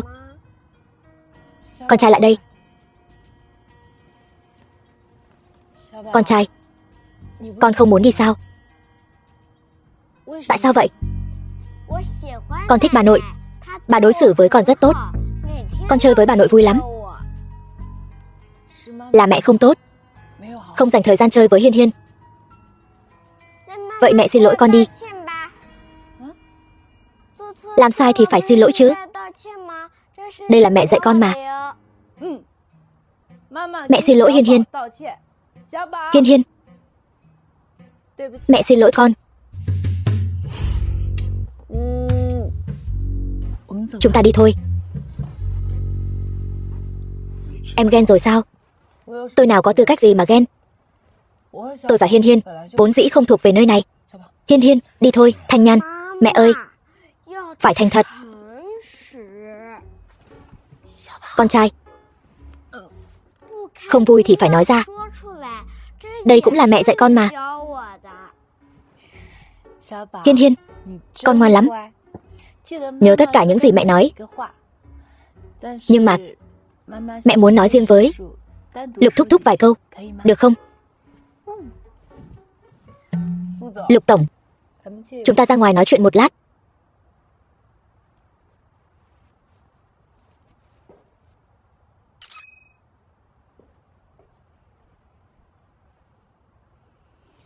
Anh rốt cuộc muốn anh làm gì vậy? Thanh Nhan, đừng đi được không? Tôi giúp Diệp Tử Yên chọn quà sinh nhật cho cha cô ấy. Tôi không từ chối, chỉ là để báo đáp. Cô ấy đã cứu em. Chỉ vậy thôi. Sao anh lại nói những chuyện này với tôi? Có miệng thì phải biết nói. Trước đây tôi không hiểu. Hiên Hiên đã dạy tôi rồi. Tôi đã nói rõ với Diệp Tử Yên rồi. Tôi sẽ theo đuổi em lại từ đầu.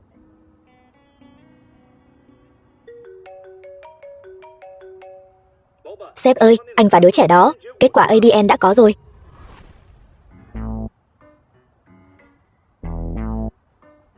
Thanh Nhan. Con ơi. Thằng nhóc thối, nhìn thấy con là phát ngán. Thanh Nhan. Đi thôi, chúng ta vào trong nói chuyện. Thanh Nhan. Bất kể cha của Hiên Hiên là ai, nó vẫn là cháu ngoan của mẹ. Con đó, cứ yên tâm ở lại đây. Mẹ đã nuôi con bao nhiêu năm nay. Con gọi mẹ một tiếng mẹ. Không nhất thiết phải có quan hệ gì với thằng nhóc thối đó. Muốn đi sao, cứ để nó đi. Bà không nỡ xa bảo bối. Bảo bối chắc cũng không nỡ xa bà, phải không nào? Kết quả giám định không có quan hệ huyết thống. Alo, Thiên Vũ. Chuyện gì vậy? Có phải cậu đã đổi kết quả ADN không? Tôi sao?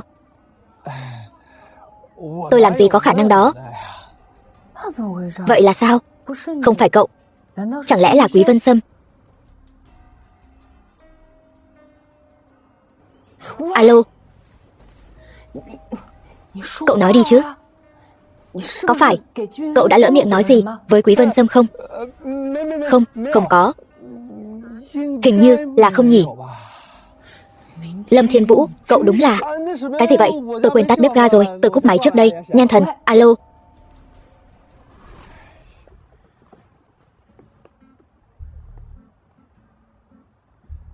Anh. Sao anh lại ở đây? Tôi bị nhan thần của cậu đuổi ra ngoài rồi. Anh cũng có ngày hôm nay sao?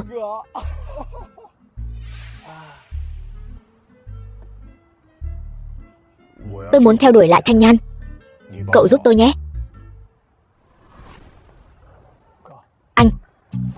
Lại đây. Muốn chinh phục nhan thần, điểm đột phá quan trọng nhất chính là Hiên Hiên. Nếu nó nhận anh là cha, vậy chẳng phải đã thành công một nửa rồi sao? Phải không?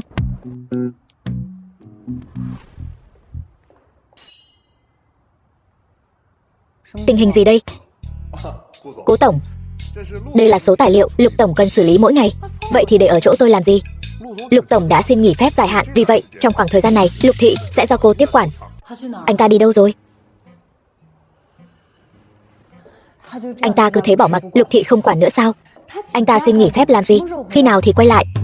Lục tổng nói anh ấy có việc quan trọng cần làm. Không nói đúng không? Bây giờ tôi là trợ lý của cô. Chuyện của Lục tổng tôi không biết.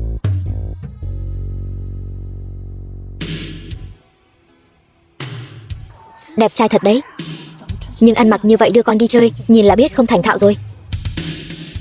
Chú ơi, chú ăn mặc như vậy, con thấy hơi ngại.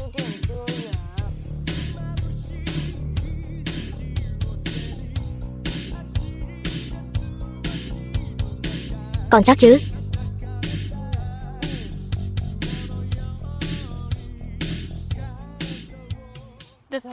Hiên Hiên, mẹ mệt lắm rồi. Mau sạc pin cho mẹ nào. Sạc pin. Cố Tử Hiên. Mẹ. Lục Cẩn Đình. Đây là việc quan trọng mà anh nói sao? Làm trò ngốc ở nhà sao? Là chơi đồ chơi với Tử Hiên. Mẹ, hôm nay chú đưa con đến công viên giải trí trẻ em rồi. Vui chứ? Vậy con chơi với mẹ một lát nhé, được không? Hiên Hiên, chúng ta tiếp tục cuộc đua nhé. Bây giờ con đang dẫn đầu đấy. Đi nào, Hiên Hiên. Hiên Hiên, sẵn sàng chưa? Vòng đầu tiên nha. 3, 2, 1, đi thôi. Cố Tử Hiên.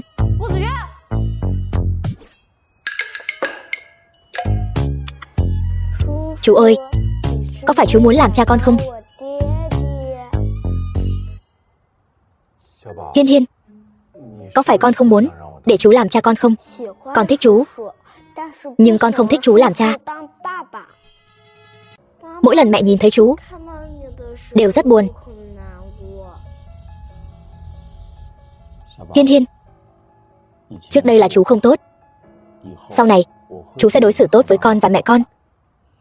Vậy cũng được. Hiên Hiên. Vậy con dạy chú làm sao để mẹ con tha thứ cho chú. Hiên Hiên, con có tin vào ánh sáng không? Chú mua cho con Ultraman mới nhất nhé. 2 cái thì 2 cái.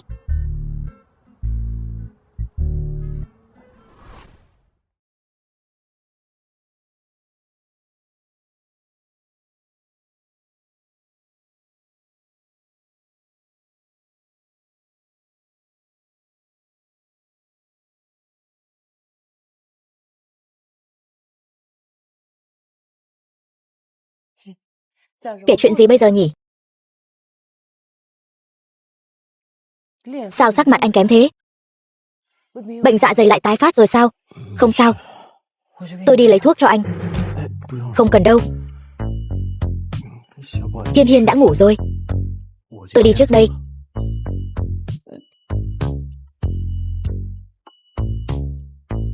Thôi, anh cứ ngủ lại đây đi.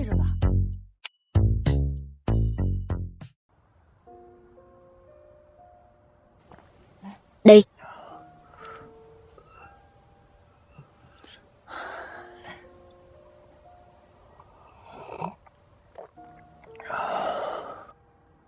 Anh sao rồi? Em có thể tha thứ cho anh không?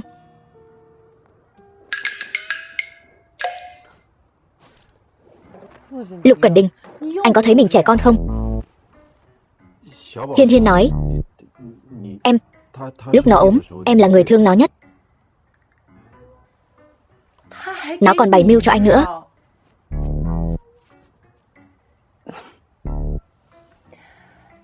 Anh cũng có ngày hôm nay sao?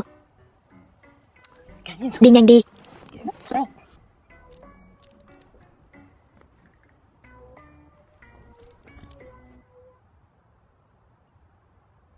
Phu nhân, có chuyện rồi. Tôi đến ngay. Với mức giá này, họ không thể có bất kỳ lợi nhuận nào. Tại sao họ lại giành dự án với Lục Thị như vậy? Không biết. Dự án chúng ta đã đàm phán xong, đã bị họ cướp mất một nửa rồi.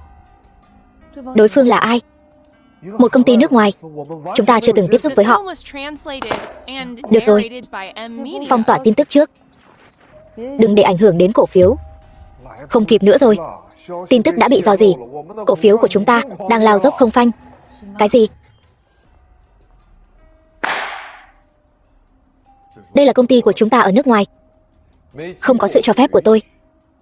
Sao lại ở trong nước ký nhiều dự án với mức giá thấp như vậy? Dừng lại ngay. Điều tra xem ai đã làm chuyện này. Không cần điều tra nữa. Là em làm. Sao em lại ở đây? Ai cho phép em nhúng tay vào dự án của Quý Thị? Ba thấy em về mừng quá. Cho em vài dự án để luyện tay. Sao vậy? Em trở về Quý gia không có nghĩa công ty là của em. Công ty cũng tuyệt đối không thể trở thành công cụ để em trả thù Lục Cẩn Đình. Ai nói em muốn trả thù anh ta? Anh muốn dâng Cố Thanh Nhan cho anh ta, đó là chuyện của anh. Nhưng Lục Cẩn Đình, anh ấy chỉ có thể là của tôi. Em dùng giá thấp hơn thị trường, cạnh tranh dự án với Lục Thị. Em nói đây không phải trả thù, vậy em nói cho anh biết đây là gì? Mấy dự án đó chỉ là món khai vị. Thứ Cẩn Đình quan tâm nhất chính là công ty của anh ấy.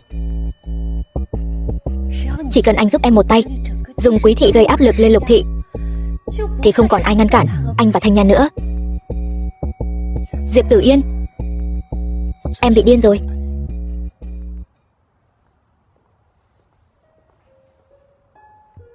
Anh không thể giúp em, càng không thể không từ thủ đoạn như em.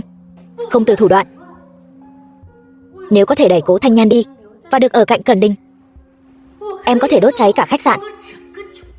Chỉ vài dự án, anh đã hoảng rồi sao? Yên tâm đi anh trai, em còn rất nhiều thủ đoạn có thể cho anh mở mang tầm mắt. Thủ đoạn gì? Thôi miên Thanh Nhan để cô ấy phóng hỏa sao?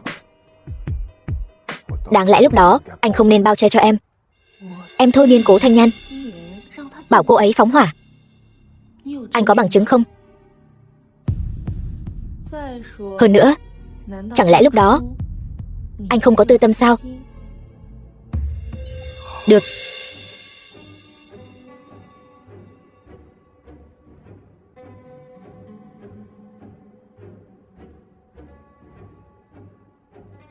Anh ta xuống rồi, theo sát anh ta.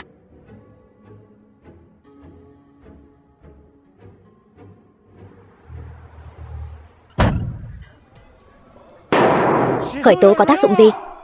Cổ phiếu công ty đã rất thảm hại. Mấy ngày nay công ty lỗ bao nhiêu rồi? Đúng vậy, đợi cô kiện tụng xong, công ty cũng tiêu đời rồi. Mọi người bình tĩnh. Cố tổng đây đã thuê đội ngũ luật sư giỏi nhất, sắp khởi tố công ty đó rồi. Đừng cãi nhau nữa.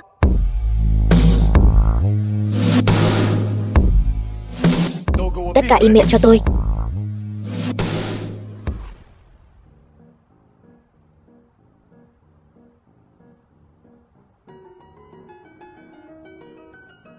The film was translated and narrated by M Media.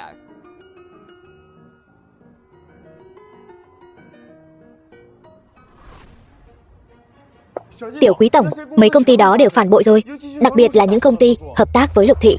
Cái gì? Hình như họ đã tạo ra một hệ sinh thái sản phẩm gì đó, khiến các công ty đó lại đạt được một thỏa thuận nào đó, nên bọn họ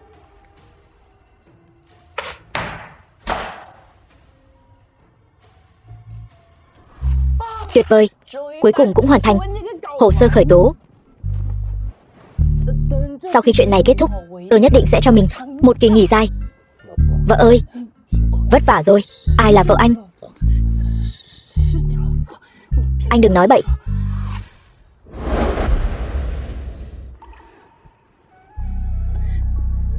Sao trước đây không phát hiện ra? Mặt anh dày thế. Lâm Thiên Vũ nói, theo đuổi vợ đến cuối cùng, mặt không dày thì sao được? Sao ngày nào anh cũng nhắc đến Thiên Vũ và Hiên Hiên vậy hả? Anh đường đường là Lục tổng, không thể có chút chủ kiến của riêng mình sao? Chủ kiến của tôi là theo đuổi lại em. Họ đều là người hỗ trợ tôi. Đợi mọi chuyện kết thúc, chúng ta cùng đi du lịch. Trước đây em đã nói em muốn tự lái xe ở châu Âu. Chúng ta đưa Hiên Hiên, một nhà ba người cùng đi. Lục tổng, cậu chủ nhỏ bị bắt cóc rồi. Mẹ, Hiên Hiên đâu? Nhiều phụ huynh quá. Hiên Hiên cứ như vậy đang chơi với các bạn nhỏ khác ở bên cạnh. Chỉ trong nháy mắt quay đi, đã không thấy đâu nữa.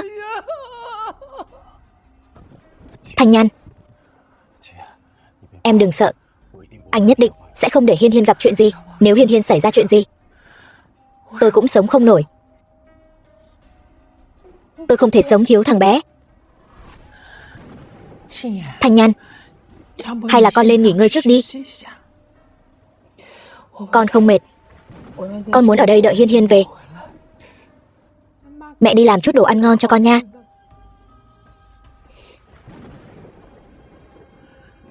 Hiên Hiên về, thấy con như vậy, nó sẽ đau lòng. Vậy con ngồi đây, mẹ đi làm nhé.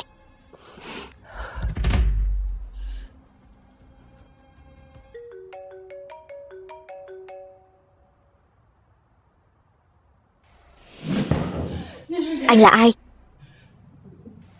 Anh muốn bao nhiêu tiền, tôi đều có thể đưa cho anh. Chỉ cần anh thả con trai tôi ra. Nếu cô dám báo cảnh sát hoặc dẫn theo người khác thì cứ chờ nhận xác đi. Alo. Thanh Nhan, con đang nói chuyện với ai vậy?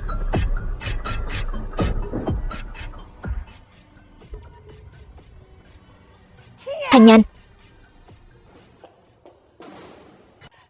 Hiên Hiên, đứng lại. Là anh. Cố tổng trí nhớ tốt thật. Anh rốt cuộc muốn làm gì? Nếu cố tổng đã nhớ tôi, vậy cô còn nhớ con trai tôi không? Con trai anh tự làm tự chịu, liên quan gì đến tôi? Anh dựa vào đâu mà bắt con trai tôi? Tự làm tự chịu. Mẹ, sao Thanh Nhan lại tự chạy ra ngoài vậy? Không biết nữa. Mẹ vào làm chút đồ ăn cho cô ấy. Đi ra thì Thanh Nhan đã không thấy đâu nữa. Mẹ đừng sốt ruột. Mẹ nghĩ lại xem, cô ấy có nói gì với mẹ không? Mẹ hình như nghe thấy cô ấy đang nói chuyện với ai đó. Có lẽ là đang gọi điện thoại. Vậy không phải bắt cóc, mà là bắt giữ. Vậy con mau nghĩ xem, hai người đã đắc tội với ai? Tôi cầu xin anh thả con trai tôi ra. Tôi ở lại đây, muốn làm gì thì tùy ý anh. Chỉ cần anh thả nó ra. Tao muốn chúng mày đền mạng. Hiên Hiên đừng sợ, mẹ bảo vệ con. Thanh Nhan, Hiên Hiên, Cẩn Đình, Lục Cẩn Đình. Anh quả nhiên đến rồi. Con trai anh là do tôi đánh, anh thả họ ra. Vợ con tôi đều mất mạng trong tay anh. Nếu tôi cho anh mất mạng dễ dàng thì chẳng phải tôi lỗ to sao? Phải để người anh yêu nhất mất mạng trước mặt anh mới có thể giống như tôi cảm nhận được nỗi đau này.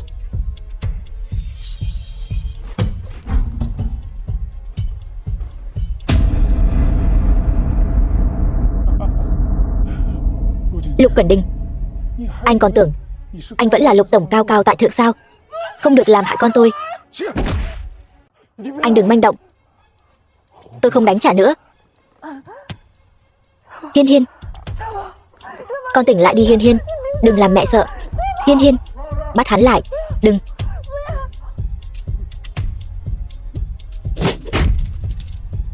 The film was translated and narrated by M Media.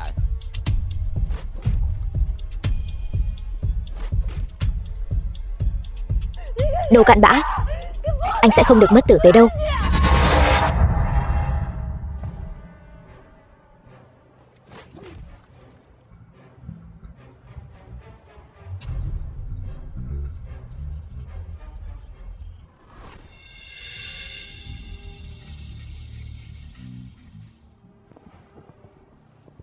Bình tĩnh nào. Anh bị thương rất nặng. Diệp Tử Yên, sao cô lại? Thanh Nhan và Hiên Hiên đâu? Tôi đã cứu cả hai người họ ra rồi. Họ ở đâu? Tôi muốn gặp họ. Gấp cái gì? Tôi không hiểu. Tại sao cứ phải là Cố Thanh Nhan chứ? Lục Cẩn Đình, tôi không đáng để anh nhìn tôi lấy một lần sao? Tôi quen biết anh, thích anh còn sớm hơn cả Cố Thanh Nhan. Vẫn chưa phục sao?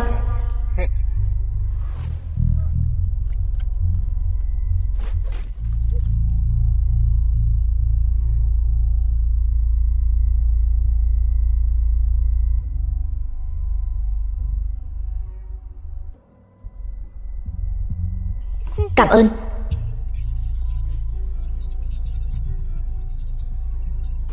Từ ngày anh giúp tôi 10 năm trước, tôi đã luôn thích anh rồi. Tôi hoàn toàn không nhớ người đó là cô. Nếu anh bước ra khỏi cánh cửa này, tôi đảm bảo anh sẽ lập tức thấy thi thể của con trai anh và Cố Thanh Nhan. Cô đã làm gì họ rồi?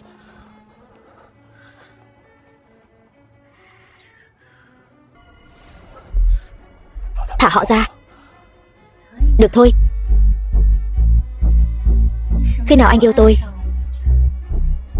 và ở bên tôi thì tôi sẽ thả bọn họ ra thôi. Diệp Tử Yên, tôi tuyệt đối không thể yêu cô. Hoặc là làm theo lời tôi, hoặc là đi mà nhặt xác bọn họ. Nếu cô dám làm hại họ, tôi nhất định sẽ khiến cô phải trả giá. Được thôi. Vậy thì để họ chôn cùng tôi.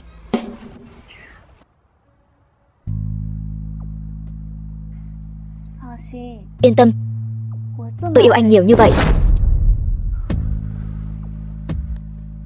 sẽ không ép buộc anh đâu. Chúng ta có thể từ từ vun đắp tình cảm. Mẹ ơi, con đói quá. Con sợ quá. Hiên Hiên đừng sợ, ba sẽ đến cứu chúng ta ngay thôi. Nếu Hiên Hiên đói thì hãy ngủ một giấc đi. Trong mơ cái gì cũng có. Có thứ Hiên Hiên thích nhất: kem, bánh ngọt và kẹo mút. Ngủ thêm chút nữa đi.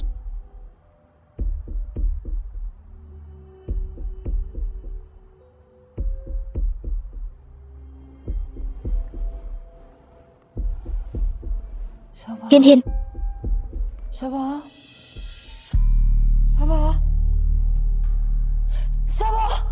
Hiên Hiên. Con sao vậy? Hiên Hiên, đừng làm mẹ sợ. Hiên Hiên. Mẹ. Hiên Hiên, đừng làm mẹ sợ. Có ai không? Có ai ở đây không? Cứu con tôi với. Nó hôn mê bất tỉnh rồi. Có ai không?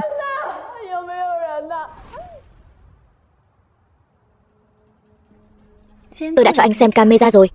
Chúng ta có thể cùng nhau nghỉ ngơi được chưa? Tôi muốn gặp họ. Anh không có tư cách để thương lượng với tôi. Coi tôi là đồ ngốc sao? 3 ngày. Hình ảnh camera cô cho tôi xem luôn chỉ có một. Tôi thậm chí còn không biết họ sống hay mất mạng. Để tôi gặp họ. Nếu không tôi sẽ làm gì, chính tôi cũng không biết. Cô đừng vội. Người không thể nào biến mất không dấu vết. Nhất định sẽ có manh mối. Đã 3 ngày rồi. Trương Hâm đã bị bắt. Sau đó chẳng thấy tung tích gì của bọn họ.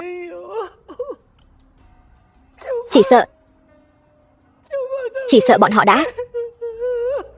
Sẽ không đâu.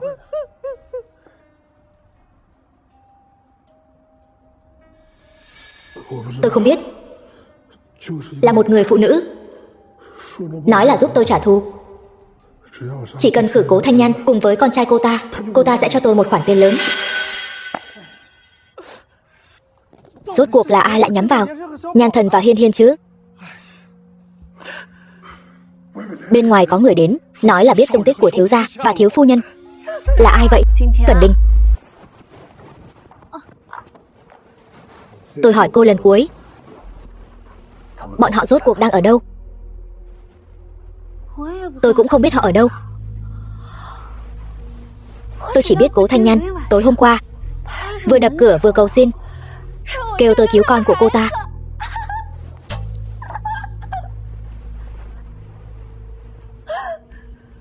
Vậy thì chúng ta cùng xuống địa ngục.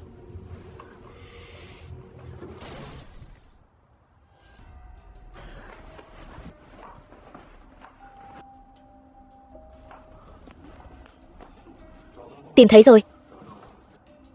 Tôi đã tìm thấy rồi. Anh chưa mất mạng. Anh chưa mất mạng sao? Anh chưa mất mạng sao? The film was translated and narrated by M Media. Quý Vân Sâm, anh chưa mất mạng sao? Anh vậy mà chưa mất mạng. Điên rồi.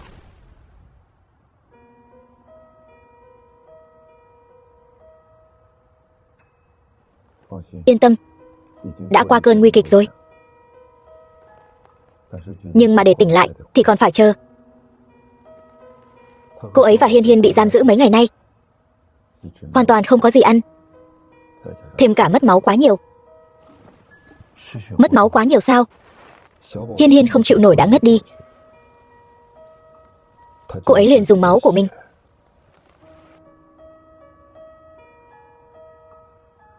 Hiên Hiên,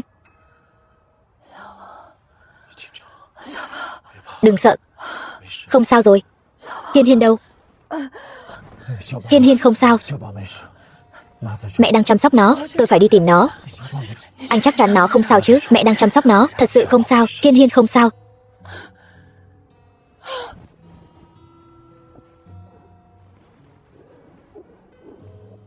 Yên tâm đi Thanh Nhan, mọi chuyện đã qua rồi. Học trưởng, chân của anh bị gãy rồi. Quý Vân Hy làm. Quý Vân Hy. Diệp Tử Yên là em gái ruột của tôi. Tên thật là Quý Vân Hy. Lúc nhỏ, cô ấy bị người ta bắt cóc, mãi đến khi gần trưởng thành mới được tìm thấy. Cô ấy nói muốn dùng thân phận Diệp Tử Yên để tiếp tục sống. Vì áy náy, gia đình đã không ngăn cản. Nếu hai người là anh em, vậy tại sao cô ta lại hại anh? Vì tôi muốn nói cho mọi người biết sự thật về vụ cháy lớn 7 năm trước, cho nên cô ta đã thuê người tông tôi trên đường. Vụ cháy lớn? Sự thật gì? 7 năm trước, Cẩn Đình suýt mất mạng trong một vụ cháy lớn. Tất cả bằng chứng đều chỉ ra kẻ phóng hỏa là cô. Tôi sao? Kẻ phóng hỏa đích thực là cô. Nhưng vì bị Diệp Tử Yên thôi miên để làm điều đó. Thôi miên. Diệp Tử Yên thấy anh và Thanh Nhan lúc nào cũng dính nhau, lại đối xử với cô ấy lạnh nhạt, liền lợi dụng chứng mộng du của Thanh Nhan, nhờ nhà thôi miên cô ấy, thôi miên phóng hỏa. Sau đó lại xông vào đám cháy cứu anh. Kết quả khiến bản thân mất đi khả năng sinh sản. Cô ấy làm tất cả những điều này chỉ là để đuổi Thanh Nhan đi, để có thể ở bên cạnh anh. Xin lỗi Thanh Nhan. Khi tôi biết chuyện, mọi chuyện đã xảy ra rồi. Nhưng vì sự ích kỷ của tôi đã không nói với cô.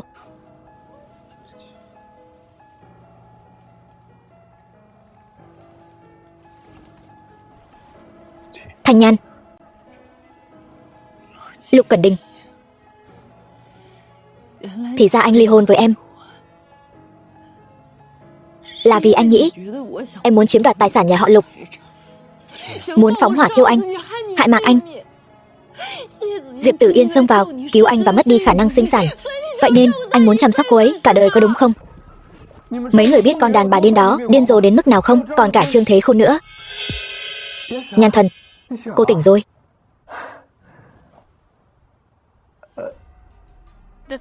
Mọi người đây là... Cậu cứ tiếp tục đi. Trương Thế Khôn mất mạng là sao? Vụ tai nạn xe của Trương Thế Khôn đó hoàn toàn không phải tai nạn, đều là do con đàn bà điên đó bày mưu tính kế. Còn nữa, cả vợ của Trương Hâm tự kết liễu cũng là do cô ta xúi giục. Tôi rất xin lỗi. Phải, nhà các người chỉ còn mỗi mình cậu là người bình thường. Bố mẹ cậu vẫn đang tìm luật sư cho cô ta đấy. Thanh Nhan, chuyện của Diệp Tử Yên tôi sẽ tự mình xử lý.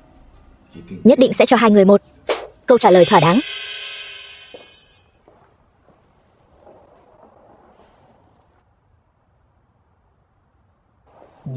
Hai người, đây là...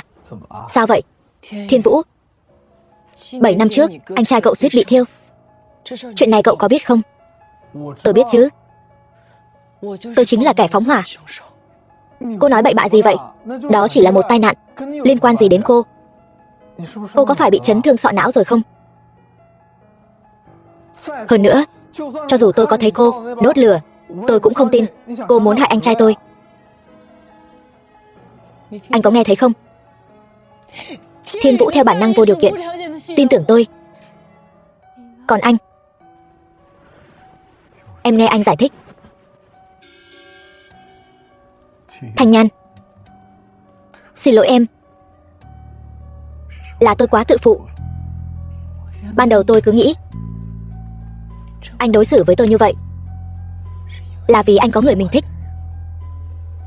Nhưng tôi thật sự chưa bao giờ nghĩ đến anh lại vì không tin tưởng tôi. Thanh Nhan, 3 năm trước, sau khi em rời đi, tôi mới biết được tâm ý của mình. Tôi không muốn mất em. Tôi cũng không còn băn khoăn sự thật 7 năm trước nữa. Dù em từng thật sự muốn làm tổn thương anh cũng không quan tâm nữa.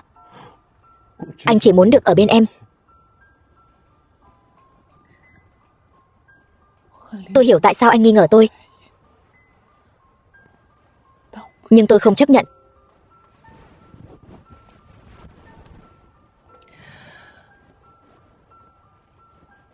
Lục Cẩn Đình, chúng ta ly hôn đi. Được. Lại đây, tới lượt con rồi. Nhanh lên. Mẹ. Mẹ ơi, đừng bỏ ba con. Ba mẹ phải thật hạnh phúc. Cái gì mà ba con? Con đừng nói bậy, chúng ta đi. Con không nói bậy. Mẹ và ba nuôi rõ ràng đã nói Lục Cẩn Đình là ba ruột của con. Nhớ nhầm rồi. Đi thôi, con là trẻ con, nhưng con không phải đồ ngốc đâu. Mẹ đã nói rất nhiều lần rồi, đừng để ba phát hiện ra con đều nhớ hết. Cố Thanh Nhan, em thành thật khai báo đi. Nói. Đúng vậy, chính là con trai của anh. Thì sao nào, con chính là con trai của ba. Tôi nói cho anh biết, cổ phiếu công ty tôi có thể trả lại cho anh, nhưng quyền nuôi dưỡng Hiên Hiên anh đừng hòng nghĩ tới. Mẹ, con nghe thấy rồi.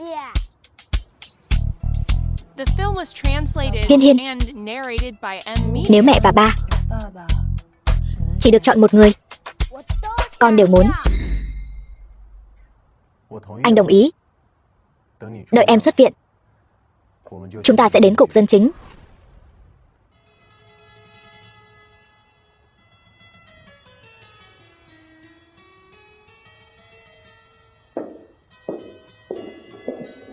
Cái đó, bao lâu thì có thể tái hôn? Đăng ký trực tuyến, đăng ký là được. Mai gặp. Mẹ ơi, mẹ lại đây với con. Hiên Hiên sao vậy? Hiên Hiên, đây đều là Thanh Nhan. Bây giờ chúng ta, nam chưa cưới, nữ chưa gả.